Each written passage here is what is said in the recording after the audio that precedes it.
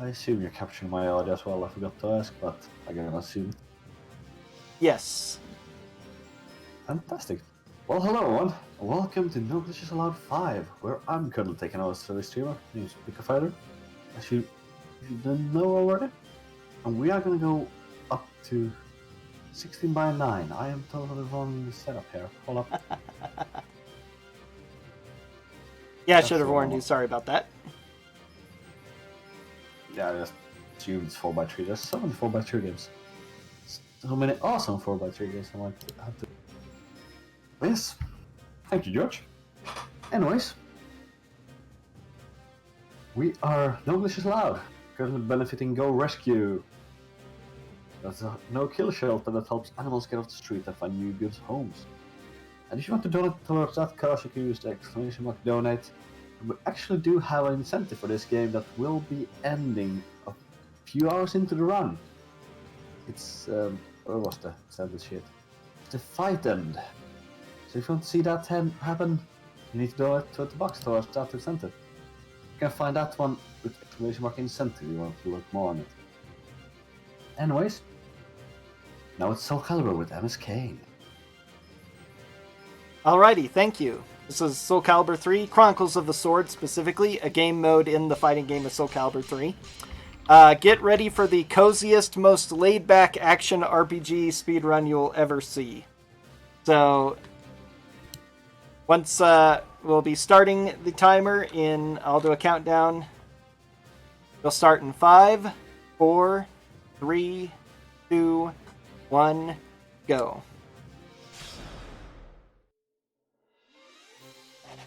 Okay, so this is Chronicles of the Sword. Soulcalibur is a fighting game franchise that does semi-medieval, end-of-medieval era weapon fighting for the most part, with a little bit of magic and stuff thrown in at certain points. But Soulcalibur 3 was their first game in the series to offer the ability to create your own character. And in order to help promote that, they added a bunch of different game modes, including this very special one, Chronicles of the Sword, which is a combination action, strategy, RPG, tactical hybrid game with fighting game combat. So a very unique premise here. It actually has a lot of feels to it, despite being more real-time than turn-based. It has a lot of feels, seems to take inspiration from strategy RPGs like Fire Emblem, Final Fantasy Tactics, of course, Ogre Tactics, those kinds of games. Each of these different maps we're on are called Chronicles, and they each have objectives, which are usually take the main enemy stronghold, but there will be a few others. So, first off, I'd like to thank Backstabber for making the donation to name the main character after himself. I assume it's a he, I'm hoping so. Sounds probably elite. So that's who our starting character is. And we have otherwise just as minions because we didn't really have a donation for any other characters, which is fine. So as we go about this map, we have objectives. We can travel along these yellow lanes that you can see on the little map here, and we can take all these squares, which are strongholds, places of defense. As I say, most of the time, the main objective of each chronicle is to take out the main enemy stronghold. Sometimes there are a few other things on the side. And in the meantime, we win battles by spinning to win, as you can see. Soulcalibur 3 has actually some really brutal AI. It's some of the most unfair in the Soulcalibur series. But perhaps because of the sheer number of styles that are available, there are also a lot of loopholes you can exploit with the fighting styles there. And so one of the biggest ones is using the Xianghua weapon style, the spin to win, as I call it. The AI is almost always flummoxed by this, and it makes an easy way to get through the game quickly. It won't be our only means of victory, but it's one of the two that we will be using. To explain the storyline-wise, while most of Soulcalibur, the main story of Soulcalibur takes place in our world of Earth, but in a fictionalized version with these two powerful mystic swords of Soulcalibur and Soul Edge, this game, the Chronicles of the Sword game mode, takes place on a fictional continent with these three great nations, the Grandal Empire, the Kingdom of Dalkia, and the Haltese Republic. And our character, our great dancer, captain, leader, Backstabber, is a cadet in the Royal Academy, military academy for the Grandal Empire, and he is undergoing this tutorial, being trained on how to be a battlefield commander and to lead troops in the field, as well as to how to decimate enemies in Soulcalibur combat.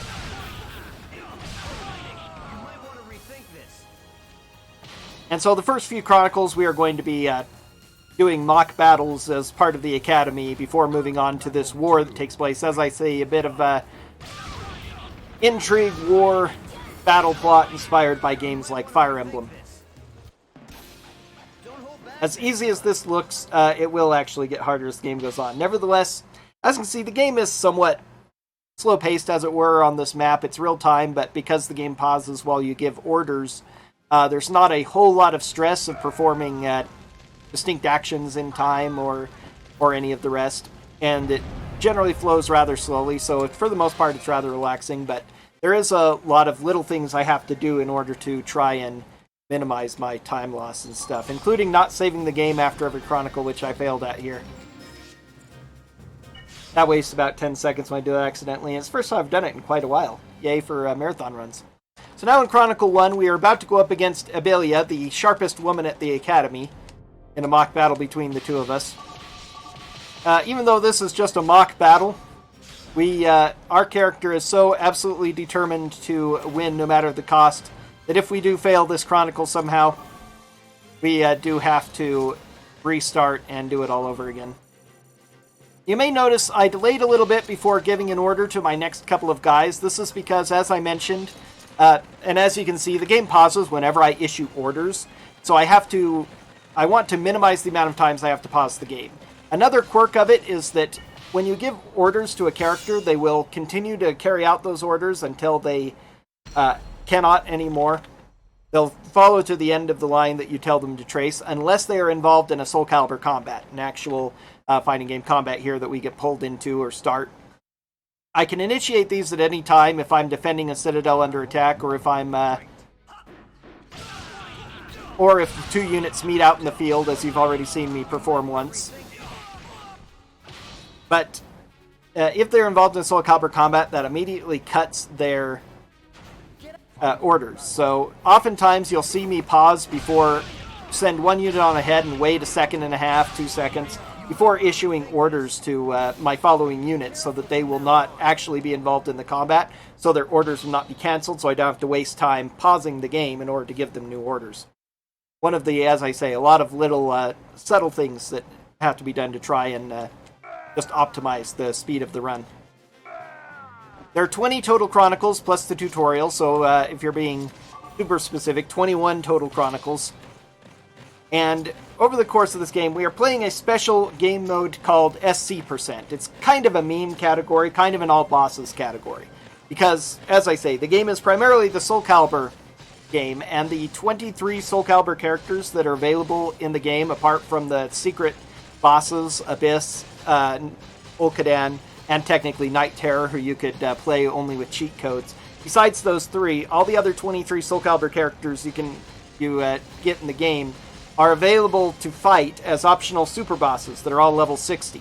And the purpose of this category is it's any percent, but I also have to defeat all 23 of those super bosses over the course of the game, and they're spread through the 20 Chronicles. The first one will fight in Chronicle 4, and the last one in Chronicle 19. And all but one or about 2 Chronicles in the middle of that all have at least one of those characters that we need to chase down. Here we have our first cutscene. Cutscenes are unskippable, but it's got glorious, early 3D era graphics and dialogue too. This wonderful voice acting.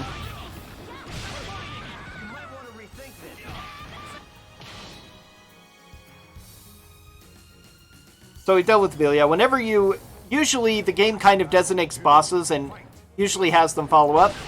There's the danger of spin to win.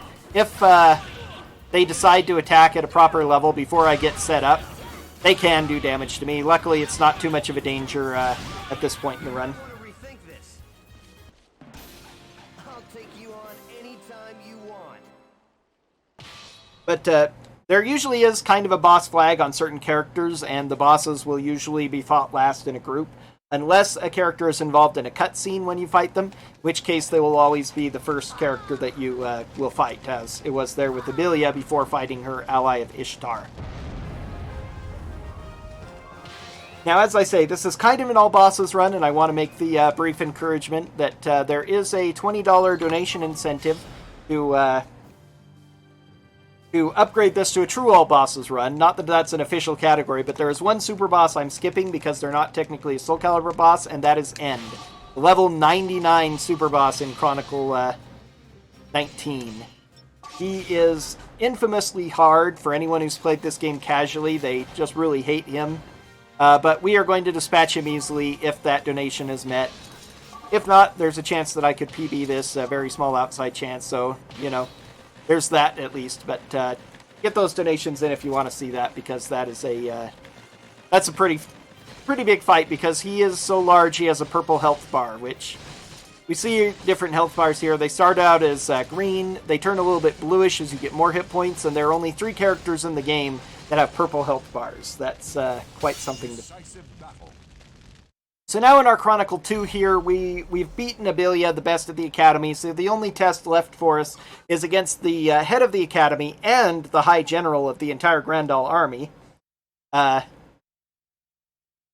Gerardo, our general leader himself, and so in order to graduate, we have to defeat him. You might want to rethink this. Be careful from now on.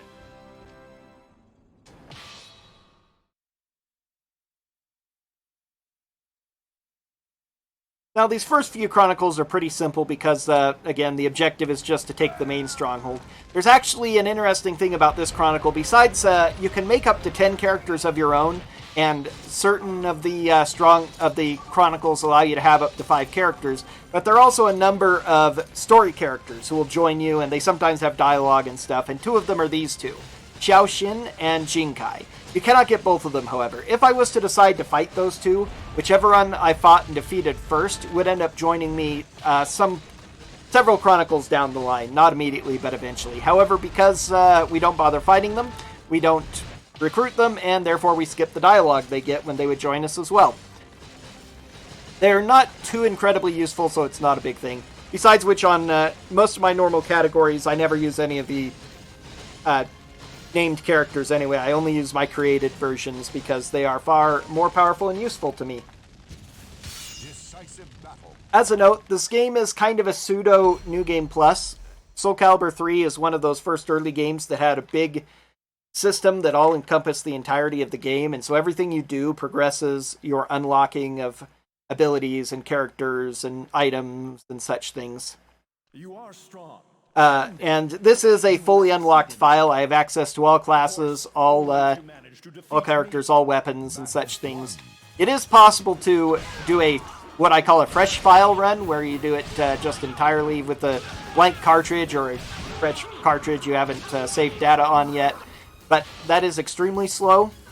The access to these higher level abilities greatly speeds up the game, and it's already long enough, I think, at 3 to 4 hours, depending on the category. I don't enjoy struggling through battles that last up to 6-7 hours, depending on how it goes. So this is generally just how I run the game.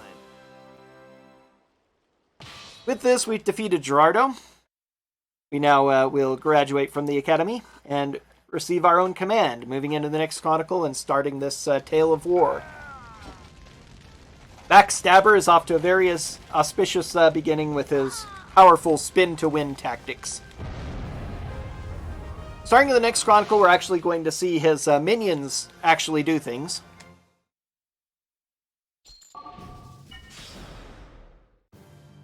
Because this Chronicle actually has a different objective. Rather than taking the main stronghold, we actually have to defeat every enemy on the field. So because of that, we have to split up our forces and do slightly strange things. The first thing I've done is I've changed the character to infantry. Now, there are 13 classes in the game, including the ultimate superclass of Swordmaster, which determine what weapons you can use and what stats you get for growth over the course of the game. However, and once you make a character a certain class, they can't change their class at all, so they're stuck with it. However, at the beginning of each Chronicle, you can choose to change a character's unit type. And the unit type more affects what their properties are on the strategy map portion of the game. It determines how fast they move, how much damage they deal to other units, and how much damage they deal to strongholds. And so the unit I use almost exclusively in the run is the Bandit, which is by far the best for speedrun. They have the second best speed and do the second most damage to strongholds, which is and dealing damage to strongholds is the slowest portion of the game. So getting through those as fast as possible is good. And the two unit types that are the number one in those categories are also last in the opposite. So cavalry are the fastest units. You'll see some enemies that are cavalry, and they're obvious because they're riding horses. They move the fastest on the map, but they deal the least amount of damage to strongholds. A bandit will deal 5 damage to most strongholds, while a cavalry will only deal 3. So that is a 67% increase in damage per hit, and that makes up for the slightly longer time bandits take to reach. Knights, on the other hand, do 6 points of damage per hit to a stronghold, but they move about half the speed of bandits. So you'll also see those crawling around the map. Now, I have one dancer. The rest of my characters are sword masters. Now, as I mentioned, there are 13 classes in the game. I'll take you anytime you want. The dancer is one of the initial classes and one of the weakest. Dancers have really pathetic stats and access to only a few styles. With the exception of the Swordmaster, all classes have access to 12 styles. But as it turns out, as you've seen from Spin to Win, the Soul of Xianghua's Spin to Win move is just so incredibly broken, it is useful no matter the stats of the character. It's capable of doing a large amount of damage very quickly, very reliably, which is the most important thing. There are a lot of enemies in the game that you can just take down very, very quickly with the Spin to Win. However, dancers are glass cannons, very much so. I was playing around with the stats. They start with about half the defense of Swordmasters, as well as significantly less hit points. And so if enemies do attack me aggressively, which they've done a little bit so far, but not too much, luckily for me. I haven't had them be too aggressive towards me. But they can kill me, some of them, in 1 or 2 hits, if things go badly. And the dancer will get so much experience by being my primary character and being the first one to most battles that she'll eventually get high enough level that that'll be the status quo throughout the game, but she won't get too underpowered. Slightly less useful towards the later portions of the game, though. And the rest of my characters need to be as strong as possible at as low level as possible. Or at least, just reasonably strong, despite having slightly lower levels and such, and that's what Swordmasters excel at. Swordmasters are the ultimate class that is unlocked after you have mastered all 12 of the other classes.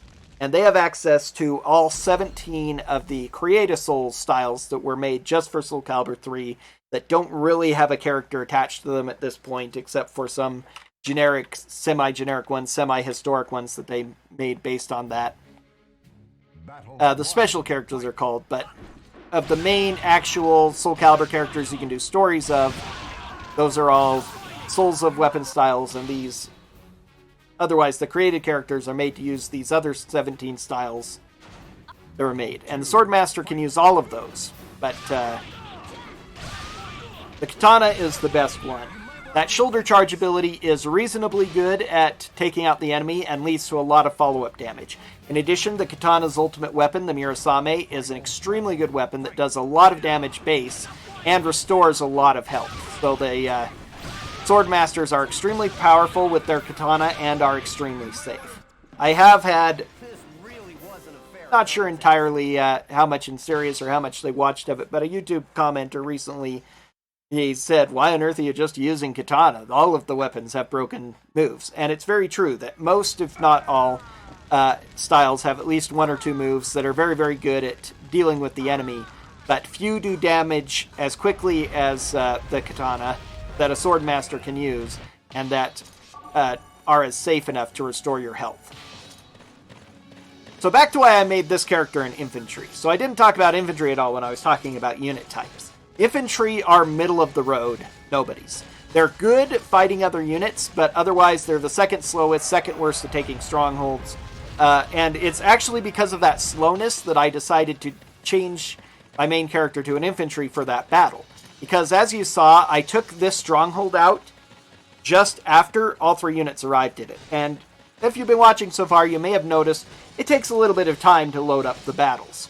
So we want to minimize the number of fights that we do, mostly to minimize load times. And most especially, I want to minimize the amount of different loads that I have. If I made my main character a bandit and took that northern route, I would have to, I would end up taking the stronghold very early before those 2 knights arrived. And then I'd have to wait around for them to attack the stronghold so I could fight both of them, which would add an extra loading screen before and after the battle, which would actually take more time. And this Chronicle is small enough that the little bit of time I lose by having a slightly slower, slightly less damaging infantry is totally balanced out by not having those loads. Now, the reason that we have to defeat all enemies is apparent in this character. This is a generic Grandal soldier. You may have noticed that he looks exactly like the ones that I fought in my training Chronicles and stuff. This is not the game developers being lazy. Storyline-wise, we've now taken our command at a border post near the Kingdom of Dalkia, and we are suddenly attacked in the middle of the night by bandits. And we move against them, and a couple of these bandits are, storyline reasons, dressed as Grandal soldiers. We have this mysterious leader of the thieves here, but who is going to have a wonderful cutscene of running away as soon as we deal with him here. But 2 of his minions were dressed as Grandal soldiers, and we noticed that there were more Grandal soldiers fleeing with the rest of the bandits away. And just after this, leading into the next Chronicle, the Kingdom of Dalkia declares war on us. They claim that we attacked them first, and they're retaliating against us for the evil sneak attack we did against the middle of the night. And we realize these bandits engineered it. They were dressed like Grandal soldiers. If they attacked Dalkia, Dalkia would think it was Grandal soldiers. Somebody is trying to manipulate a war between Grandal and Dalkia. Now, if this were an actual RPG, we would probably go on a quest to track down the bandits and find out what their motives were and stuff while the war was going on. We'd eventually have to do it. But because this is a mostly war game, fighting game, we're just an idiot who follows orders, so we immediately move against Dalkia in their unjust war against us. And I'm reaching for my splits, even though I don't have my live splits running for this. So many habits. I usually split after each Chronicle. It's a good place to split up. So now we're fighting Dalkia, and you may notice that now we're fighting our 3rd color. Need to go back to Bandit. And here we get our first Soulcalibur character. Ashtaroth. If you're familiar with Soulcalibur at all and you know the characters, you of course know Ashtaroth, the famous giant, massive golem axe wielder. He is going to be our first foe, and he is down here out of the way. Now, for the most part, the Soulcalibur characters are in out-of-the-way locations, so it's one of the reasons that this category is a little bit of fun. It requires us to do a little bit more than we would in a normal playthrough. Change our routing up quite a bit, go out of our way to do things a little bit differently.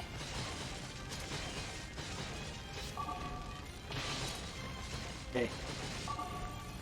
A little bit of manipulation there once again to get all 5 characters in there so I could fight them all at once.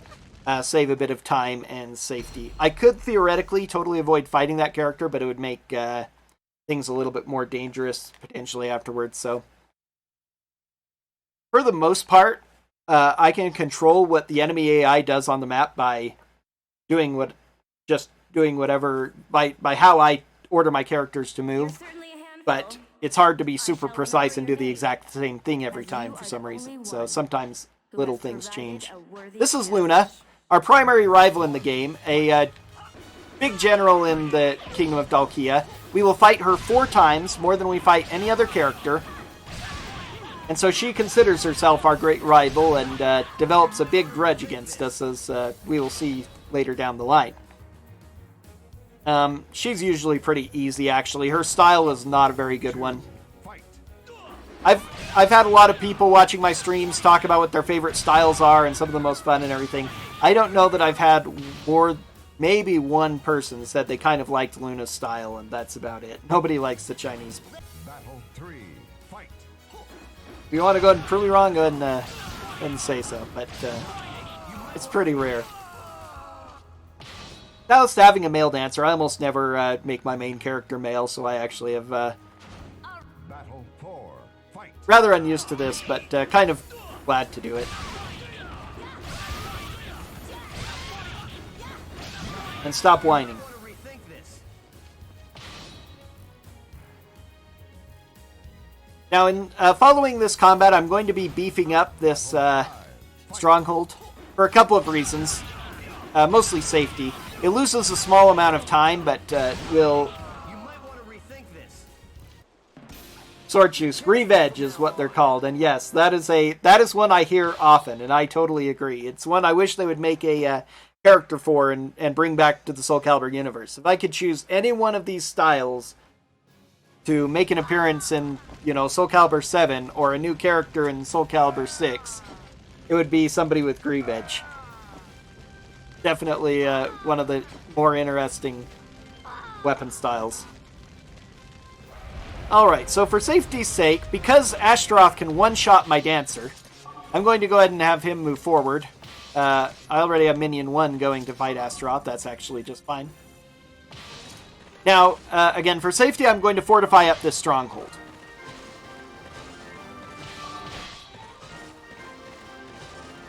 Fortifying strongholds serves a couple of purposes. Number one, if a unit is defeated, they will respawn at the nearest level 3 or higher stronghold to where they were defeated. So by making this level 3, if my character happens to lose, I will respawn there. Second of all, if enemies decide to come and try and take it out, which I don't think anyone will actually right now anyway, it's that much harder to take, of course.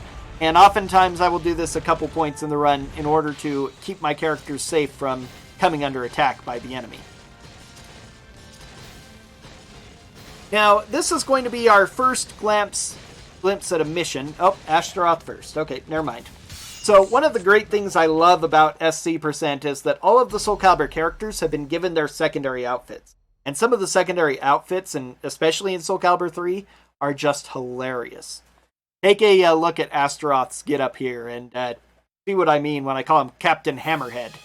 Final battle, fight. Did I do it? Did I do it? Level 60, doesn't matter. Now, stats do matter in this game. There aren't too many RPGs where you can defeat a level 60 character with a level 1 character when all their stats are equal. And he does have a lot better stats than I do, but clever abuse of the mechanics there allow me to win. He would do a lot of damage to me if he were able to hit, but I made sure to not give him any openings, and therefore... Okay, good. I get my order off before I take that. Makes it a little bit easier. So now we're going to deal with our first real mission. There have been a couple of missions. Now, mission is a attribute that certain strongholds can have that alter the physics of the battle in some way, you could say. And it's a thing in Soulcalibur. Dating back to Soulcalibur 1, there was a game mode called Mission Mode, where you would have to do battle under all sorts of weird circumstances. And you can see that I'm moving slightly, even right here. This is because of the whirlwind effect of this stronghold. Luckily, it's a very weak effect. Usually the effects grow stronger based on the level of the stronghold. This is a level 3, so theoretically it should have a strong whirlwind, but because it's still in the early game, it is not nearly as powerful as whirlwinds we will encounter later on in the game, and we'll see a few of them. They can be extremely aggravating because of how they push you out of alignment and cause your follow-up hits and such things to not work very well. Both the Swordmaster with their Katana Shoulder Charge and aerial strikes, and of course the Dancer with Spin to Win, rely a lot on doing those follow-ups and keeping the enemy locked down and dealing additional damage. And effects like Whirlwind can push them away so I can't hit them. And it is another one of the things that makes this a very interesting speedrun, in my opinion, is that you have to deal with so many of these different missions. It often means that they're aggravating, but it is different than just fighting the same thing over and over. And I do mostly the same thing over and over throughout the run, but there are certain points where I have to adjust on the fly or do other weird things because of how these battle effects are changing everything. There's a couple in particular that are going to cause me no amount of grief and misery, and they always do. So this character is one of two unique characters in that he is extremely tall. Look at his size there. He's huge. He's otherwise exactly the same as any other created character. That is, you could copy his outfit, find all the pieces for it, and dress your character up to look just like him. But for whatever reason, they made his avatar taller. I don't think it affects the game in any real way, increases his hit range, the reach of his weapon, his hitbox, really in any effective way that I've noticed. But there is one other character similarly in the game who looks actually quite a bit like him, has a similar name, who is also extremely tall. So I guess it's just this giant race in the world that they never explain. Alright, now we made it through our 4th save skip. I feel good about that now. Blowing save skip in the first mission made me feel a little bad. So, Bridge to Hatred. This is our first example of a unique loss condition. Now, the game often has unique victory conditions. Occasionally has unique victory conditions, but there's only ever a single... No, I actually don't want never to go that way. There's only ever a single way you can win each Chronicle. There's only one victory condition. However, there are multiple loss conditions that you can have to deal with. And this...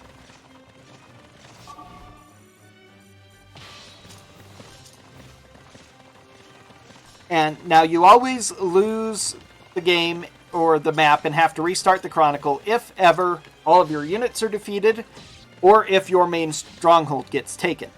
However, there are certain other missions like this one that have a unique loss condition where this bridge over this river, this very big bridge here, cue your Battle on the Big Bridge Final Fantasy V themes if you like,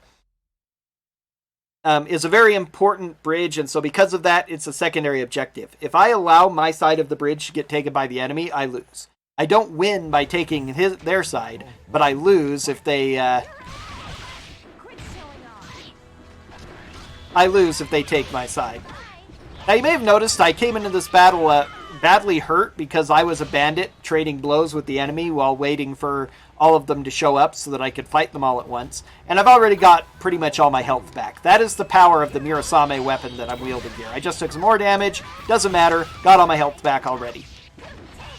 It's often a thing in Soulcalibur. Weapons have different properties. They don't have statistics. If you're more used to RPGs, you're used to weapons having stats, of course. And each town you upgrade your weapon or whatever. Soulcalibur doesn't do that. If you're looking for an RPG that's similar to it, it's kind of closer to Final Fantasy X, where your weapons have different properties that they can have that affect the battle. And some of those properties are increased damage, but otherwise they can be things in this thing, like they can increase your defense. They can cause you to restore health slightly over time. They can sometimes negate ring outs, which is actually subtly annoying. There are some NPCs who have such weapons that make a pretty big difference. And so the Mirasame is the ultimate weapon for the katana, and so it has... Come on, get the right character going. And so it will actually lower my life over time slightly, making it very hard to get perfects with it. However, it does a large amount of vampirism. Whenever I deal damage, I gain back health, and I gain back a lot of it. Plus, it increases attack power, and increases attack power even more over time. Now, this is Ivy. Ivy is actually of the class Pirate, which was mostly made for Cervantes, I believe. But Pirate is actually one of the classes in the game, and actually one of the more powerful ones. So, Ivy is over 500 hit points. My character has about 280, 290 now. No, he's level 4, so close to 300. Quite a lot more hit points. Much better stats. But, of course, power of the shoulder charge. So she's going out. Now, you may notice that this didn't kill her. If you're used to Soulcalibur, you know that ring outs are instant victories. Not so in Chronicles of the Sword. In the rest of Soulcalibur 3, a ring out will kill an enemy. It's just a feature in Soulcalibur in the Chronicles of the Sword that instead of causing an instant victory, a ring out deals half the maximum health of the enemy in damage. So it's still very good to get them for the speed run if I can, especially against these higher level, higher HP characters, to just go through the battle a little bit quicker. But wait for this guy and start the battle. So this is Rowan. He is technically the boss of this level. But this is a unique chronicle because it is the only time where the boss does not wait inside the main stronghold. So when I'm running any percent, I actually don't fight the boss on this chronicle. I fight a bunch of generic people who run back to defend the main stronghold when I attack it, but... Oh, come on, go out. There we go. Rowan is a high-level knight, so he has a lot of hit points and defense as well, so... Not that he's takedown, but luckily Minion 1 has performed very admirably at dealing with these two higher-level characters. But because we're already here on this side, it's just faster to go through him and start the fight there. It's actually pretty entertaining because his AI is a little wonky. And if I'm attacking both from Backstabber's position here, which is what I'll usually do, he will just keep running back and forth right here, undecided of what to do, until I take the stronghold and then make it to attack the main stronghold, at which point he will start trying to get to me, but because he's a cavalry, he can't do any damage to my stronghold, and he never makes it through. It's just pretty funny at him to laugh at him futilely attacking. However, because we have to come for Ivy on this side, we pretty much have to fight him in this category, so that's fine, whatever. It does make it much closer to an all bosses run, because technically there are 2 bosses I skip on any percent, apart from the Soulcalibur bosses, and those are End and Rowan. So it truly will, if we fight End, it truly will be an all bosses run. You might want to rethink this.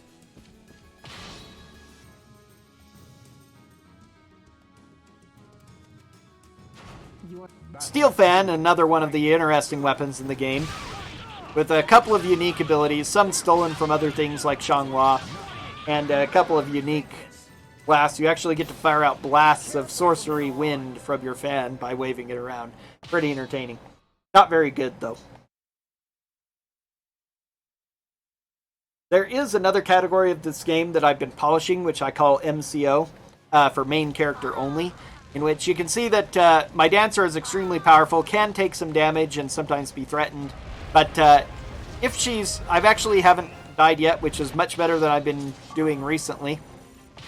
But if she does end up falling, yes, the spin to win is truly great for any character.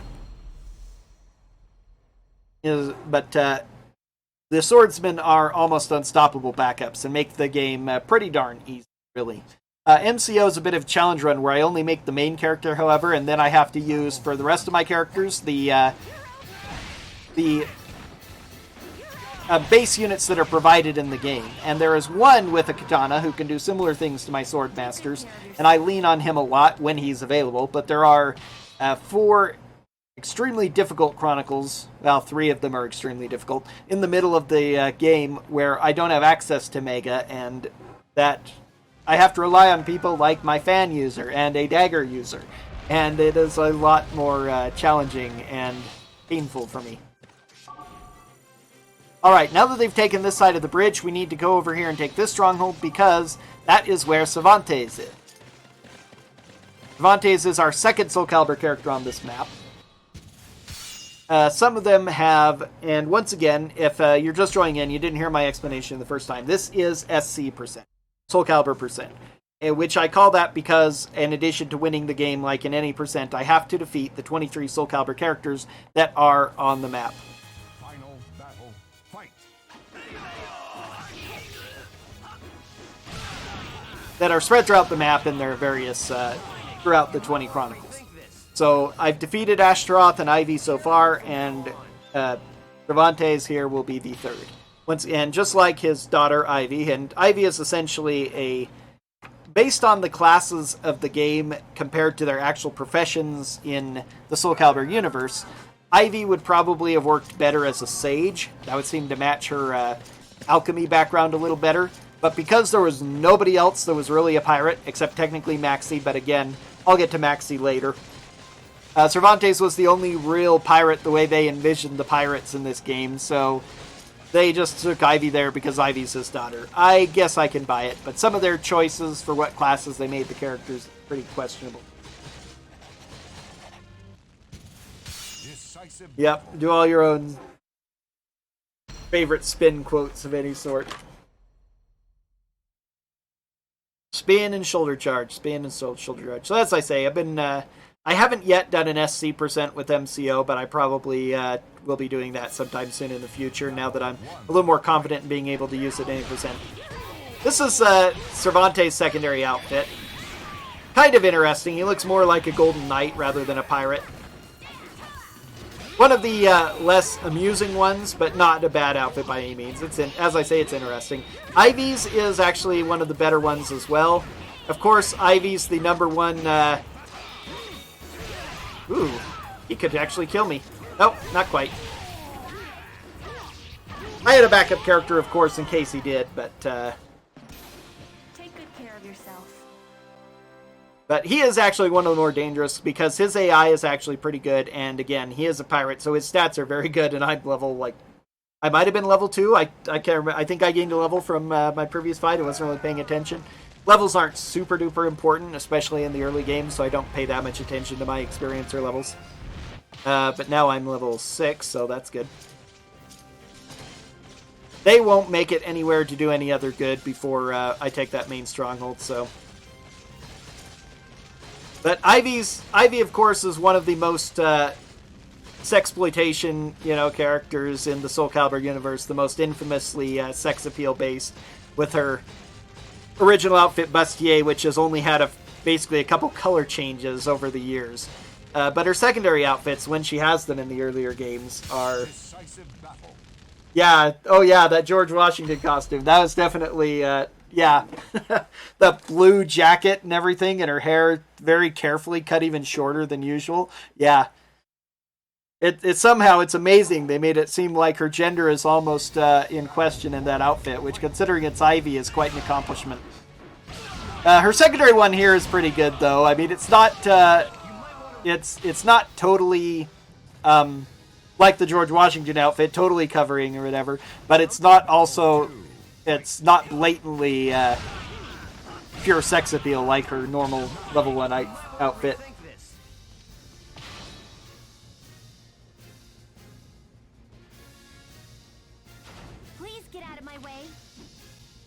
Battle 3, fight!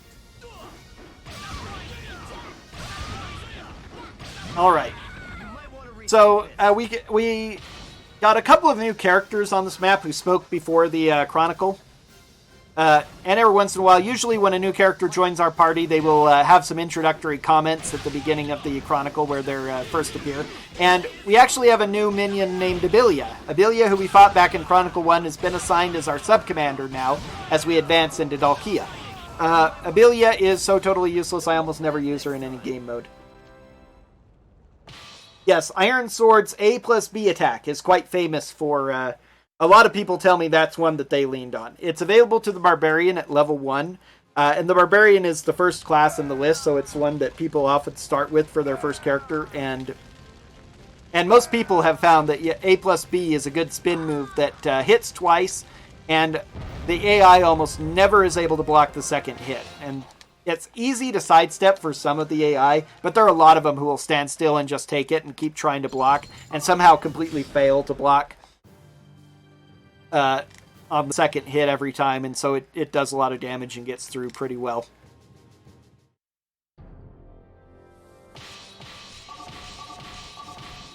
But for the purposes of the speedrun, it just generally does not quite come out the most. Yuri Dice, who we just picked up in Last Chronicle, is available, and I do use her in MCO, but I just never actually end up using her most of the time. My dancer does the majority of the work for most of the game, and if I have to lean on somebody else, it's usually Mega, and I usually don't need a third person. I went a bit early here, as I say. Usually I try to delay my other characters. Slightly spaced out there, so I'll have to reorder a couple of them, but not a super big deal.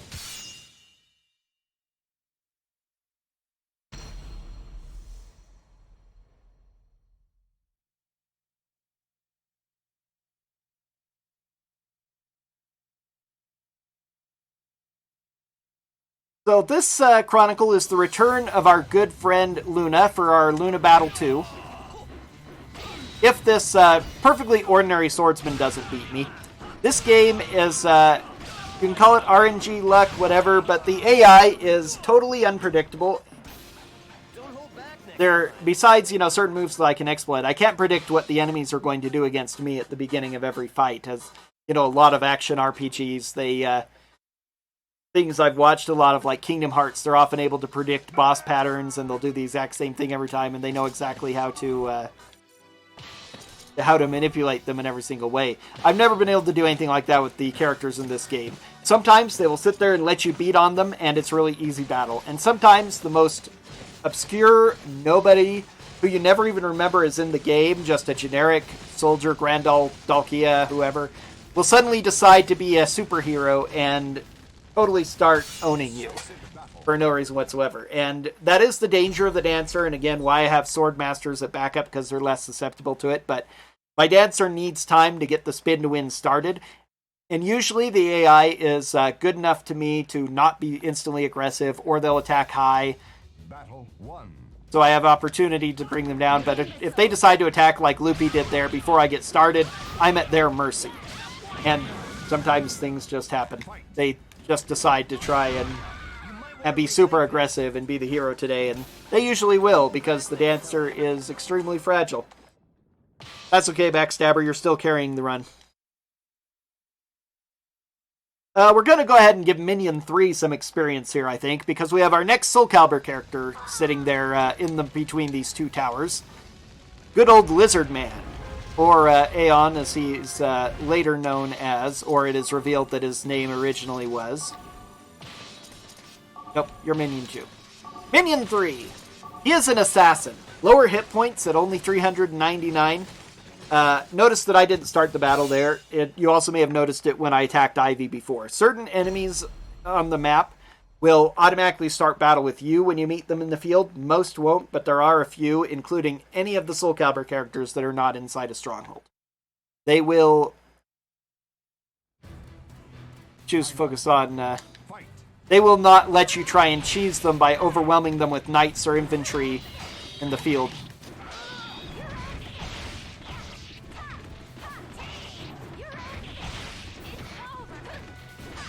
Assassin is one of the most powerful classes in the game. They're semi-fragile with lower hit points, but their defense is not bad, and they do a lot of damage. Luckily, with the power of the katana, and it's even if he does some damage to me, I get it back very quickly with my own attacks.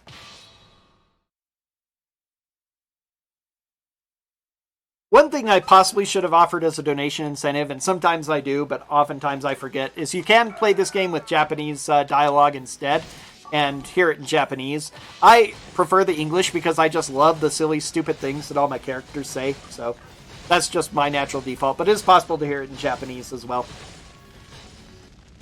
Decisive battle. So, this time, Luna has brought her Klesser Pemdo. Loopy was the first one we fought, and it's actually part of the objective. The objective is not to take the main stronghold here, it's to defeat Loopy and all her Klesser Pemdo.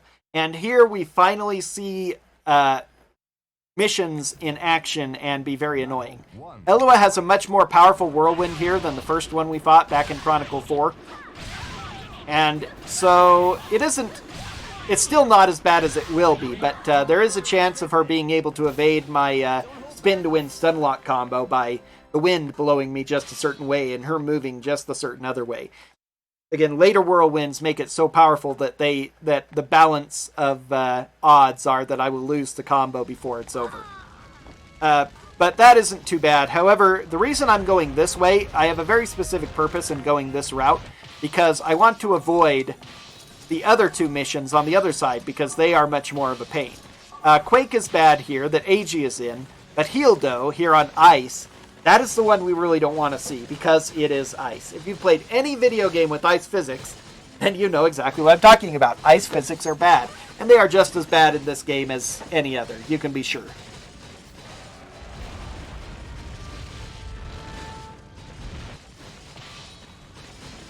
So, luckily for me, however, most AI that are defensive are programmed to defend the main stronghold more than anything else, so even though I have to defeat them, I don't have to fight them in their strongholds. By going through this route and going on the side here, I force them to come into the main stronghold where I get to fight them all at once in a much less problematic stronghold. This stronghold only has Cure, which slowly restores the health of the enemy over time. Slightly annoying, but not really dangerous at all, and doesn't affect my ability to combo them into submission. So we meet again. We won't be able to avoid ice in every Chronicle, however. There are To collect on your debts. 2 particularly bad ice. 3 total ice missions I'll be seeing, and 2 are really bad. In some ways, getting a ring out with the spin to win is bad because it resets the battle, so I can't do the combo. So they can decide to that they're low on health and are desperate and will start being more aggressive. Battle 2. Fight.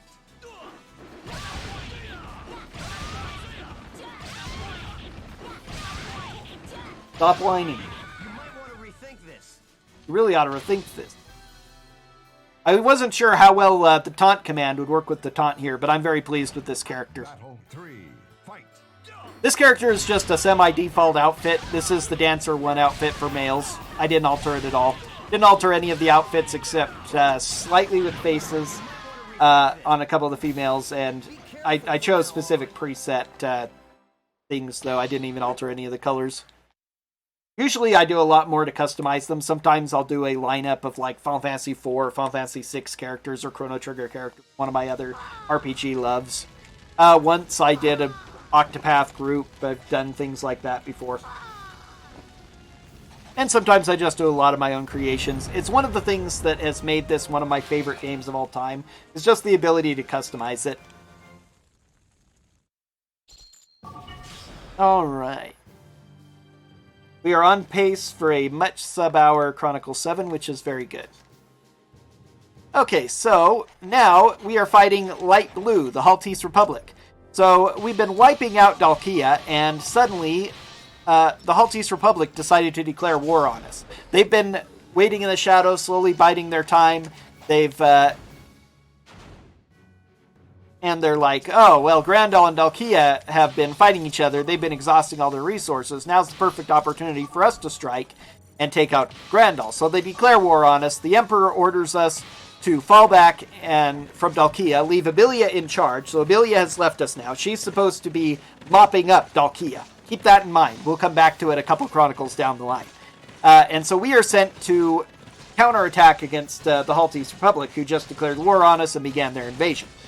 Our characters are upset by this, and so General Gerardo, yes, the supreme commander of all the forces of Grandal, as well as our former military instructor, says, sounds like you're in a pickle. I'll come help out. And so he, somehow has the,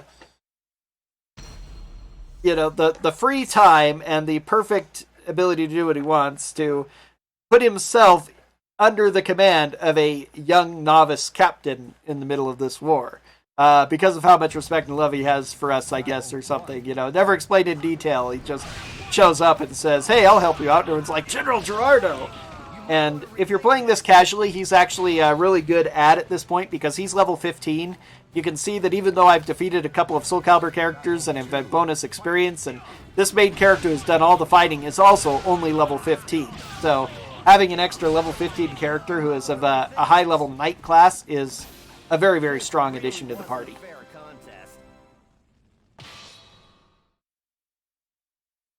Of course, in this speedrun, we don't use him at all. But it's an interesting thing there. So we have another Soulcalibur character coming up now. Let's see. Yeah, Minion 1. You go deal with him. The rest of you...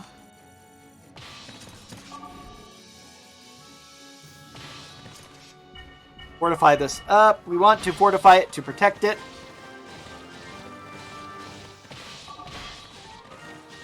Because we have a lot of enemies that are centered on us, and they're going to be coming here in the middle, and we want to provide just a bit of a hedge so that they won't be able to catch up to us before we end up defeating the enemy.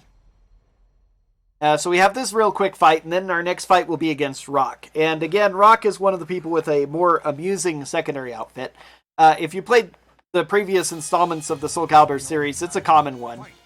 He very often has this this particular headpiece on, but it still looks really funny. You might want to rethink this. This really wasn't a fair contest. After that, we don't have a lot of amusing ones for a while, I think. Some of them interesting, pretty good looking and stuff, but nothing super duper funny until about Chronicle 15, I think.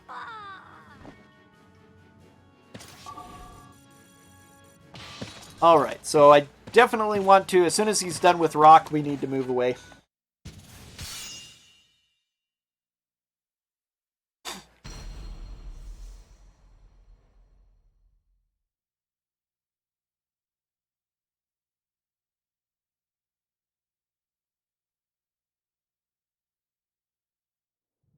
Now, final. And yes, the mammoth head. As I say, I've seen this before in like Soulcalibur 1 and stuff too, but it's still, I just laugh when I see that elephant head on him. It's like, where do you get something like that? He's supposed to be I won't hold back next time. a Native American or something. He washed up on shores of of the Americas and then somehow made it back to Europe again. After he was, as a little child, he was raised by the Native Americans. But that's just like such a... I don't know any Native American tribes that wear elephant heads myself, but, or woolly mammoth heads, or whatever you want to call them. But, whatever. It's amusing to me. Okay, so now we've got this little bit of a chase going on here. These guys streaming in to try and get us, but they won't be able to catch us. I used to fortify up all these strongholds for safety, but I've realized I don't need to do it anymore. However, we're going to encounter our first actual ice stronghold of the game right here, with two, not one, but two enemies in it, which makes it all the more annoying and rough to deal with. Now, the shoulder charge does extremely poorly on ice. I use it a lot anyway because it can do a decent amount of damage, but it's hard to do follow-ups and stuff. Spin to win tends to be okay if they're nice to me and let me get it off. I usually, it tracks well enough that even sliding on the ice, I can keep the combo going. But it's a lot easier for them to slip out of it. It's not guaranteed like it usually is. Battle 1. Fight. And sometimes I can slide right past them like so. Okay, good.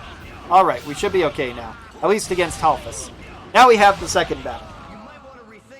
It used to be that this was the first place I really expected a death.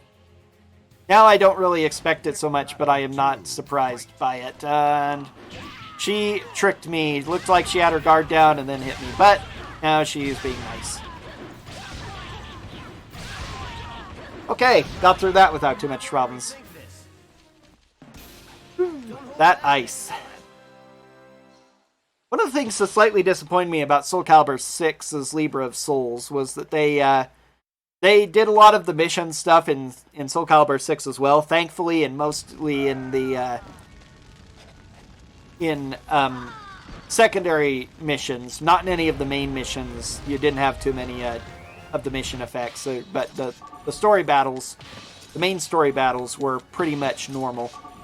But they didn't have as much variety as they do here in Soulcalibur 3. They have places that are supposed to be huge wins. That's what this battle status claims. They're huge wins that make the battlefield slippery. Well, in other words, it's just ice. There's no actual whirlwind effect or separation effect and other such things that we'll see multiple times in this game.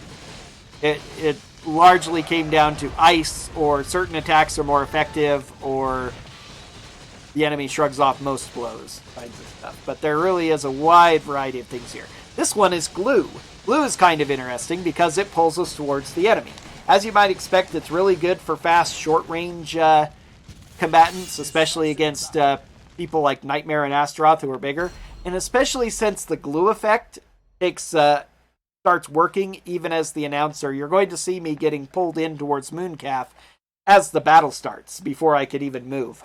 So it's pretty interesting, but I don't care that much about being in close.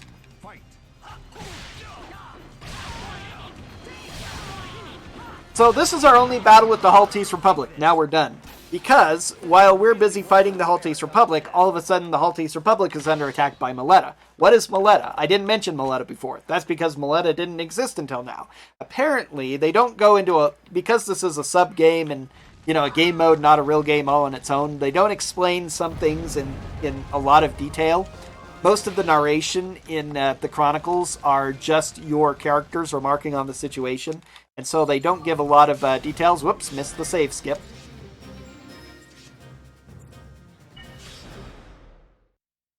So we don't know exactly who Mileta is, but apparently they are a province of the Haltese Republic. And they've suddenly declared rebellion, they've declared themselves a kingdom, and that all of Haltese belongs to them. And so now we have to deal with them. Actually, we don't have to. Our character chooses. Again, this is an RPG mode with a very, very basic old RPG story of not even but thou must. We don't get any choice in the matter of whether we want to or not, but our character decides, out of the extreme goodness of his heart, that he cannot stand to see these enemies who declared war on us being slaughtered by the Mileta forces, so he has to attack Mileta in defense of the Haltese soldiers. So there's a unique loss condition on this battle map. We cannot allow 3 soldiers from Haltese to be killed out of the 5. We have to save at least half of them. No, we don't technically have to save at least half of them. Again, we just have to prevent at least half of them from being killed. So on we go.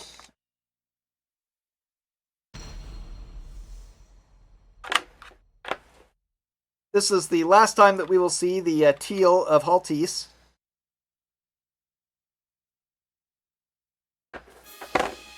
Battle 1. Fight. Did I do it? Did I do it? Did I do it? Yeah. Did I do it? Ring out.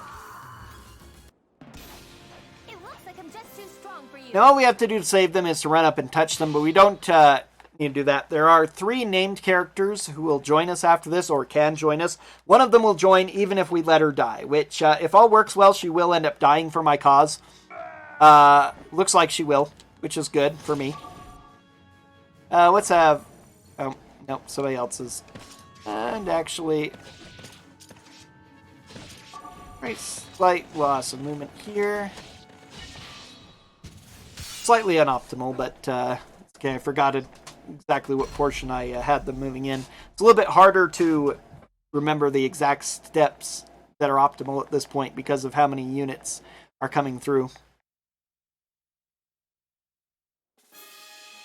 Final battle. Fight. Minion 3 here is going to go up to deal with our next Soulcalibur character, Setsuka, who again has a secondary outfit that I just appreciate for its slight difference. I think her primary outfit looks better overall, but based on who she is, the second outfit seems to fit a bit better. I'll explain that once we see her outfit. So she's going to run up and deal with that. Meanwhile, Minion 1 and Minion 2 need to come up to join this battle. Hopefully I won't have to give orders again, but we'll see. I want to just cut through there. I don't know how far you've been ordered, but I'll go ahead and refresh your orders because you certainly will be able to make it there.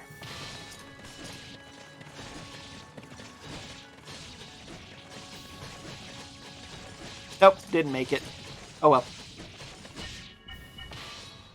Again, in this case, I'd rather wait for both of them to reach so that I have less loading screen. Now, Cannon is the one close to me. You might see is engaged with this other. She's going to get wiped out. She's going to give herself for the cause.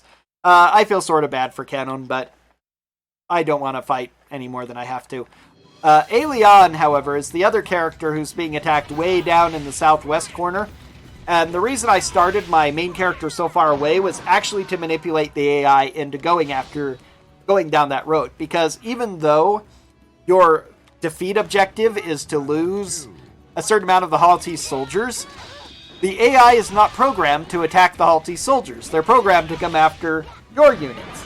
So I spent a long time trying to find optimal ways of doing this chronicle, both in any percent and SC percent, trying to, worried about the fact that if in the middle of my going too fast, I might let them kill too many of the units and I'd lose to Chronicle. But as it turns out, they don't even care. I actually have to deliberately leave my characters in certain positions in order for them to attack at all. So it turns out to not be any danger at all. So I'll lose 2 characters, which is the maximum I can lose, and that's perfectly fine.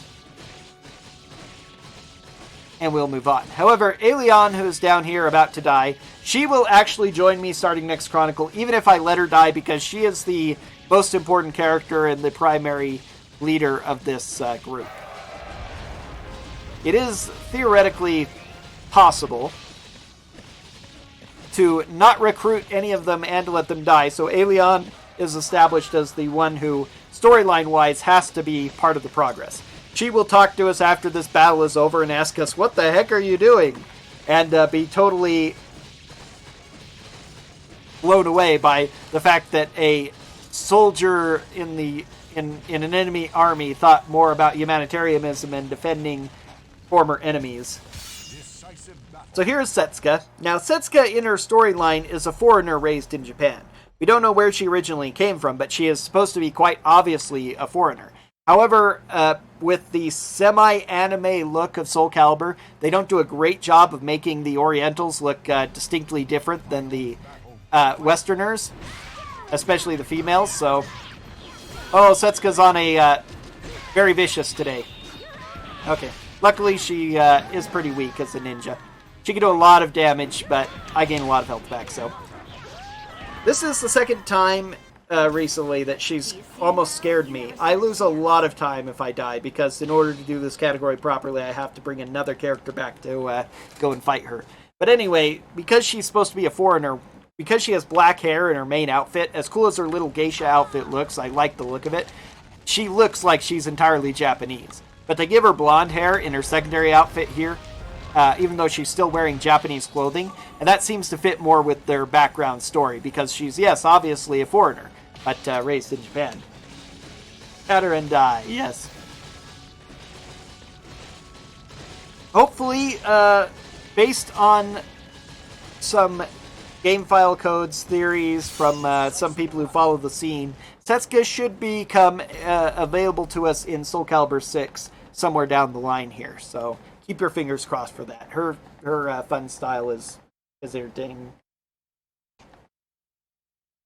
Now we deal with Mooncalf for the second time. Now, Mooncalf has a secret history which is not explicitly revealed in the game, but is hinted at strongly through many sources, that Mooncalf is a member of the old nobility of Haltese. Haltese used to be a kingdom, but only recently underwent a kind of revolution similar to the French Revolution in our history, where the common folk rose up and slaughtered all the nobles and tried to establish a republic that wasn't working out too well, and now it's collapsing because of the Maleta Rebellion. And Mooncalf was a member of the nobility who escaped, but she lost her daughter, and it is heavily implied in the game that Luna, our good friend General of Dalkia, is actually her daughter. Mooncalf will be killed in a couple of Chronicles, not by us, but by her former allies, co-conspirators. And her dying words are to actually uttering Luna's name. And then later, if you bring Gerardo to the final battle against Luna, before the battle starts, Gerardo will have some dialogue with her and ask her if she knows who Mooncalf is. So he seems to have figured out as well that this is the case. A little bit of an interesting thing here, and you can find out all sorts of little things like this. We just lost Cannon. Rest in peace, Cannon. We didn't rescue the other two, but we don't really need to. Decisive battle.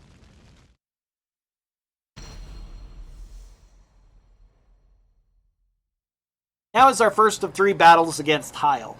Heil tends to be one of the higher level AI in the game. Good at being aggressive when he needs to be, and being very good at blocking as well.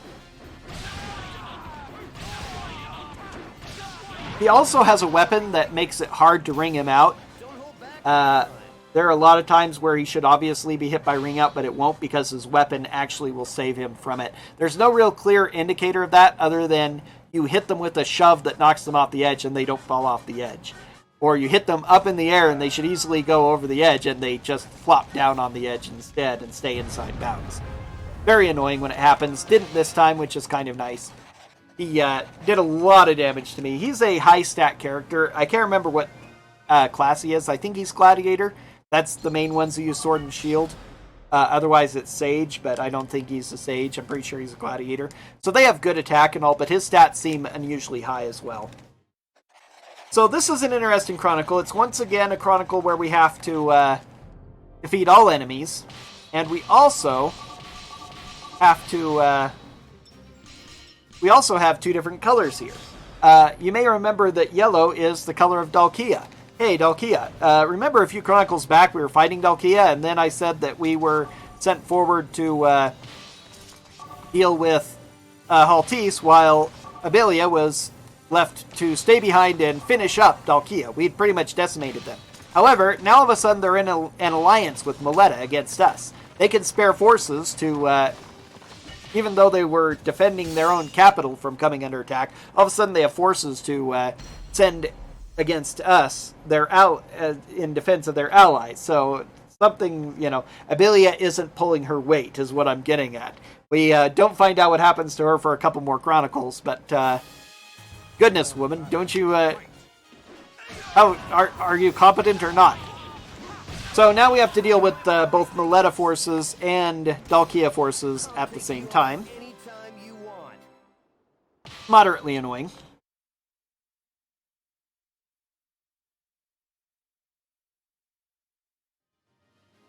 And now, I don't really want to do anything with it, but I'm going to advance and attack the stronghold, mostly just to manipulate AI, because for whatever reason, it makes them behave the way I want them to.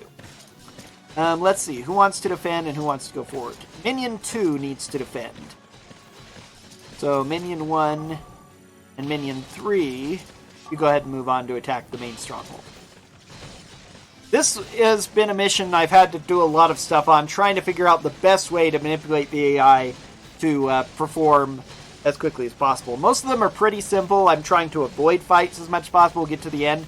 But the ones where I have to defeat all enemies, I have to do a lot of work to try and manipulate the AI to group up as much as possible so that I can fight as many as I can at once and not have to track them down. And they do some weird things in this map if I do something slightly out of whack. And occasionally, something really awesome will happen with their AI.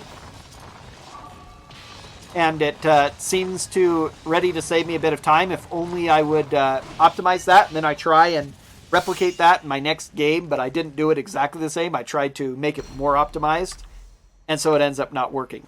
So this is my base that I've used the most, and it tends to work the best.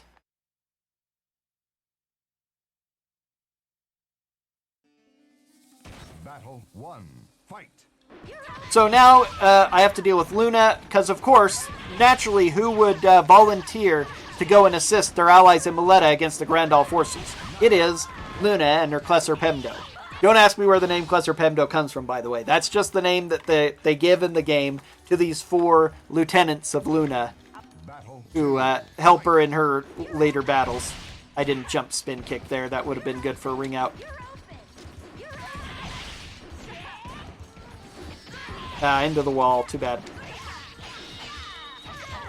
Oh, did manage, after all that, managed to ring her out anyway.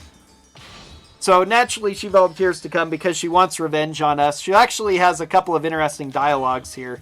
No matter who you defeat her with, she is convinced that your main character is her rival. And so if you actually let them take this stronghold and you have a defender, before the battle starts, she'll have a line of dialogue. If your main character isn't there, she'll say, "Out of the way, you're not the one I want."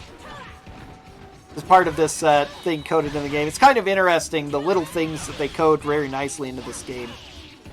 I love almost everything about this game mode. It really is some of the most... It is, even more than just Soulcalibur 3 specifically, my favorite game of all time. And Libra of Souls in 6 was fun, but still not as good as the Chronicles of the Sword. I'd love to see in something the Chronicles of the Sword remastered, redone for Soulcalibur 7. Provided they do a new one, which based on how well Soulcalibur 6 did, they should. But even more than that, I would love to see a Chronicles of the Sword standalone game.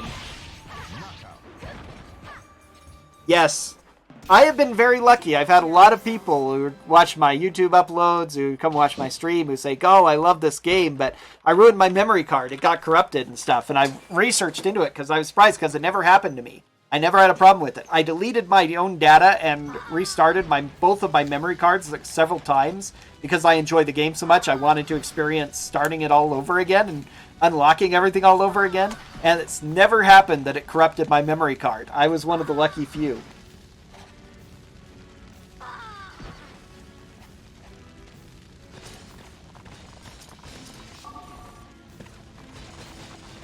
So I definitely feel for all the people who were in. So now, with this combination, all three of them are going to retreat back to there. These 5 I'm going to take with my 4th minion.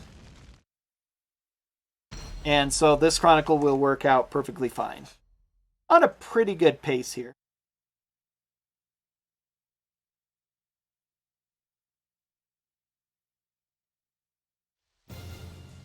Battle 1. Fight.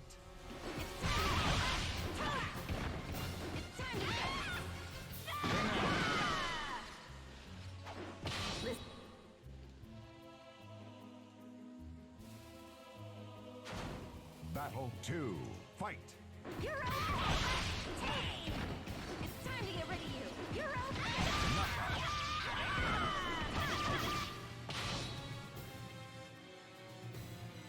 I would also really love to see a Battle 3. Fight. an HD remaster of Soulcalibur 3 like they did for Soulcalibur 1 and 2 for the newer systems. And yes, have it so it would not corrupt your hard drive on your PS4 or whatever. I would definitely be in line to purchase that too if Namco is only to release it.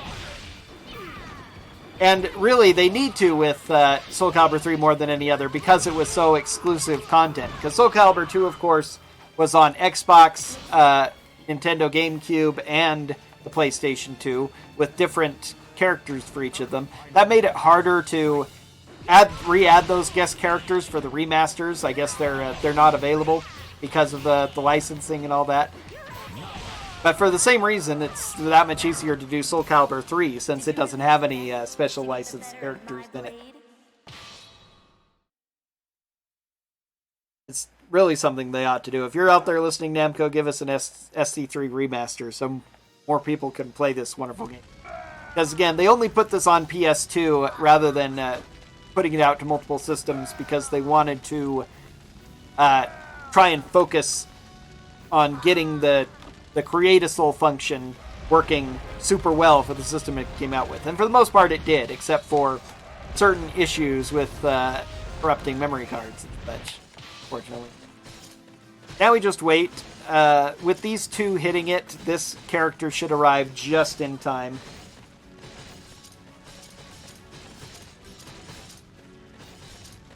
Decently spread levels.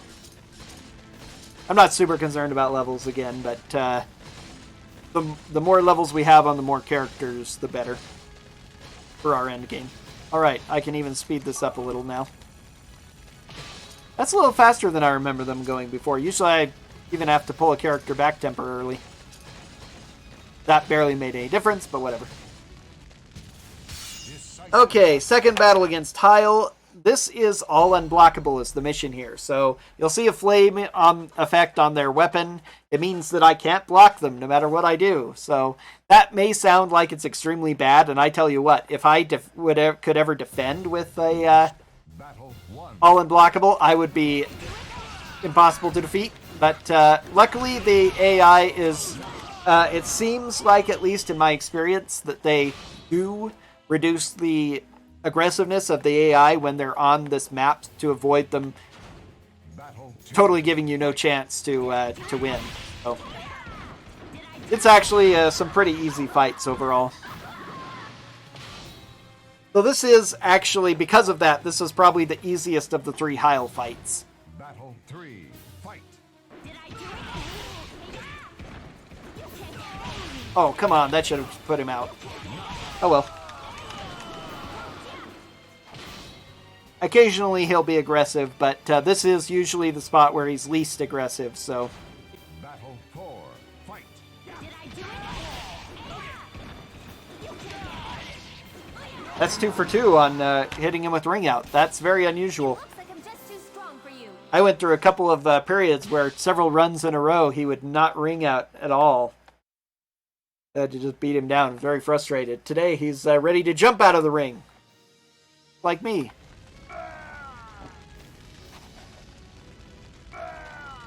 Okay, so that went quite swimmingly, actually. And this puts us to Chronicle 10, which is one of the worst Chronicles in the game. One of the most difficult, at least.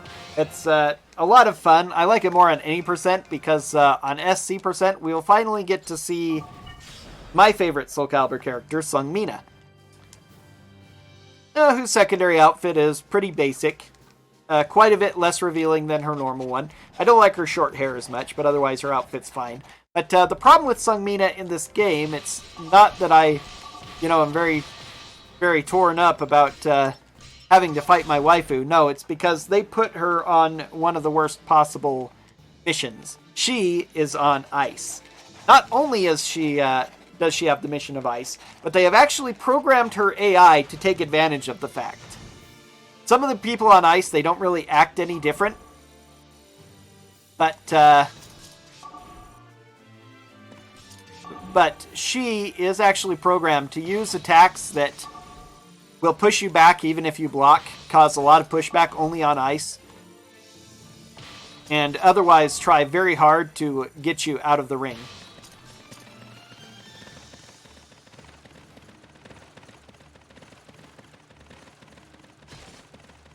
Now we will see if I can manipulate this AI. There's a little thing up here which I'm actually have been learning a little bit more about recently.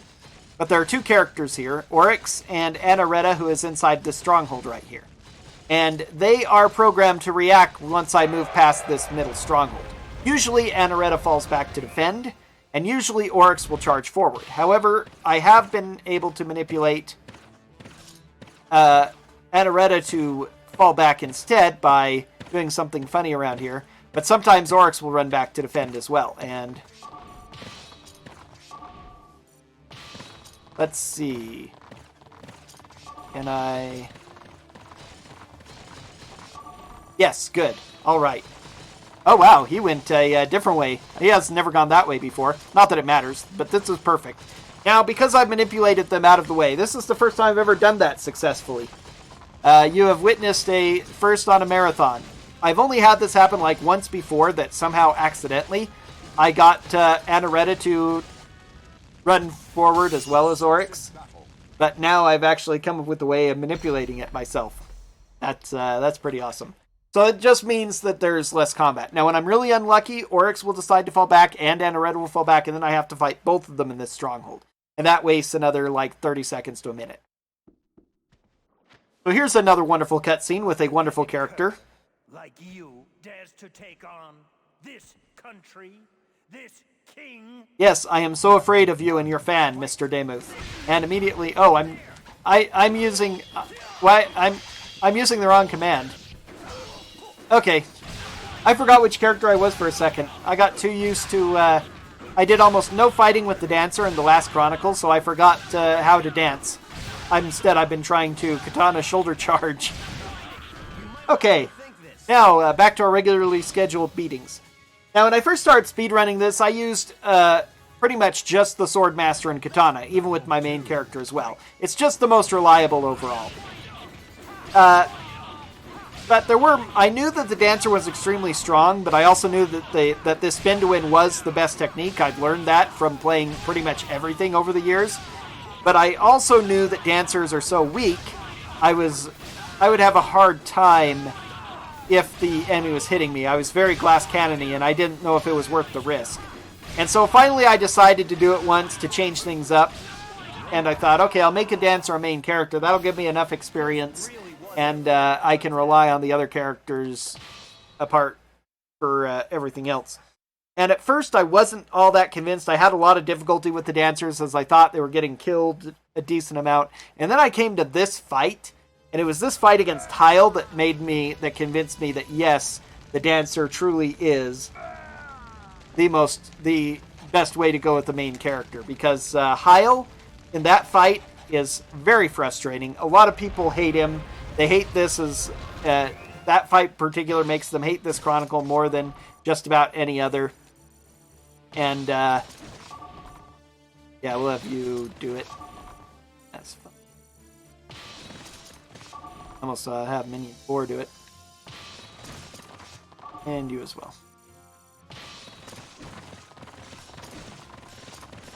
So even with Sword Masters, Heil blocks a lot, and so it's a very long and annoying fight. He isn't in much danger of killing you, but it takes forever to beat him with a Sword Master, because he's just so good at blocking the shoulder charge. And then immediately after you've dealt with him, you have to deal with all of these troops that are charging forward. It is just an absolute nightmare. But with the Dancer, as you saw, even though this Stronghold has a very powerful, unique property of offense down. So you do less damage in this Stronghold. And combined with Heil's very high stats, you saw the chip damage I was doing with my spin to win there. However, it's still a lot better than I would have done with a Swordmaster, considering he'd block the charge most of the time. He's very well programmed for that. So once I was able to get him in the loop, I just took care of him. Just took a little bit. But it takes like 3 to 4 times as long just for that fight if I'm using a Swordmaster and the Katana. It's actually a fight where if I was going with only Swordmasters, it probably would actually have been smarter to go with Iron Sword, because it does a slightly better chance of the damage being guaranteed, although Heil would probably sidestep the sword swings quite a bit too.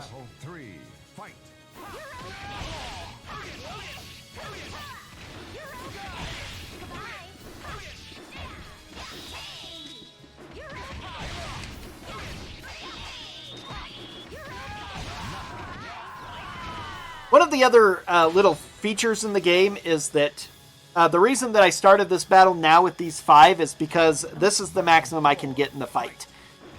Because there are actually, even though the movement on the map seems to be just entirely pixel-based, we are actually moving about in squares, as if this were a more turn-based game, and only 5 units at a time can occupy a square. In addition, there's an unspoken rule in the game, which you can figure out by playing it, that characters from different factions, or, of enemy factions, cannot occupy the same square. They have to occupy neighboring squares. And there are up to, but there are those 5 positions inside the square that they will settle into one of the 5. So the other 3, if I were to wait for them, Listen, I just can't they would just sit back and watch for the other 5 until they were defeated or they took the stronghold and they could move forward. They just couldn't advance any farther than the square right behind the 5 who were assaulting the stronghold.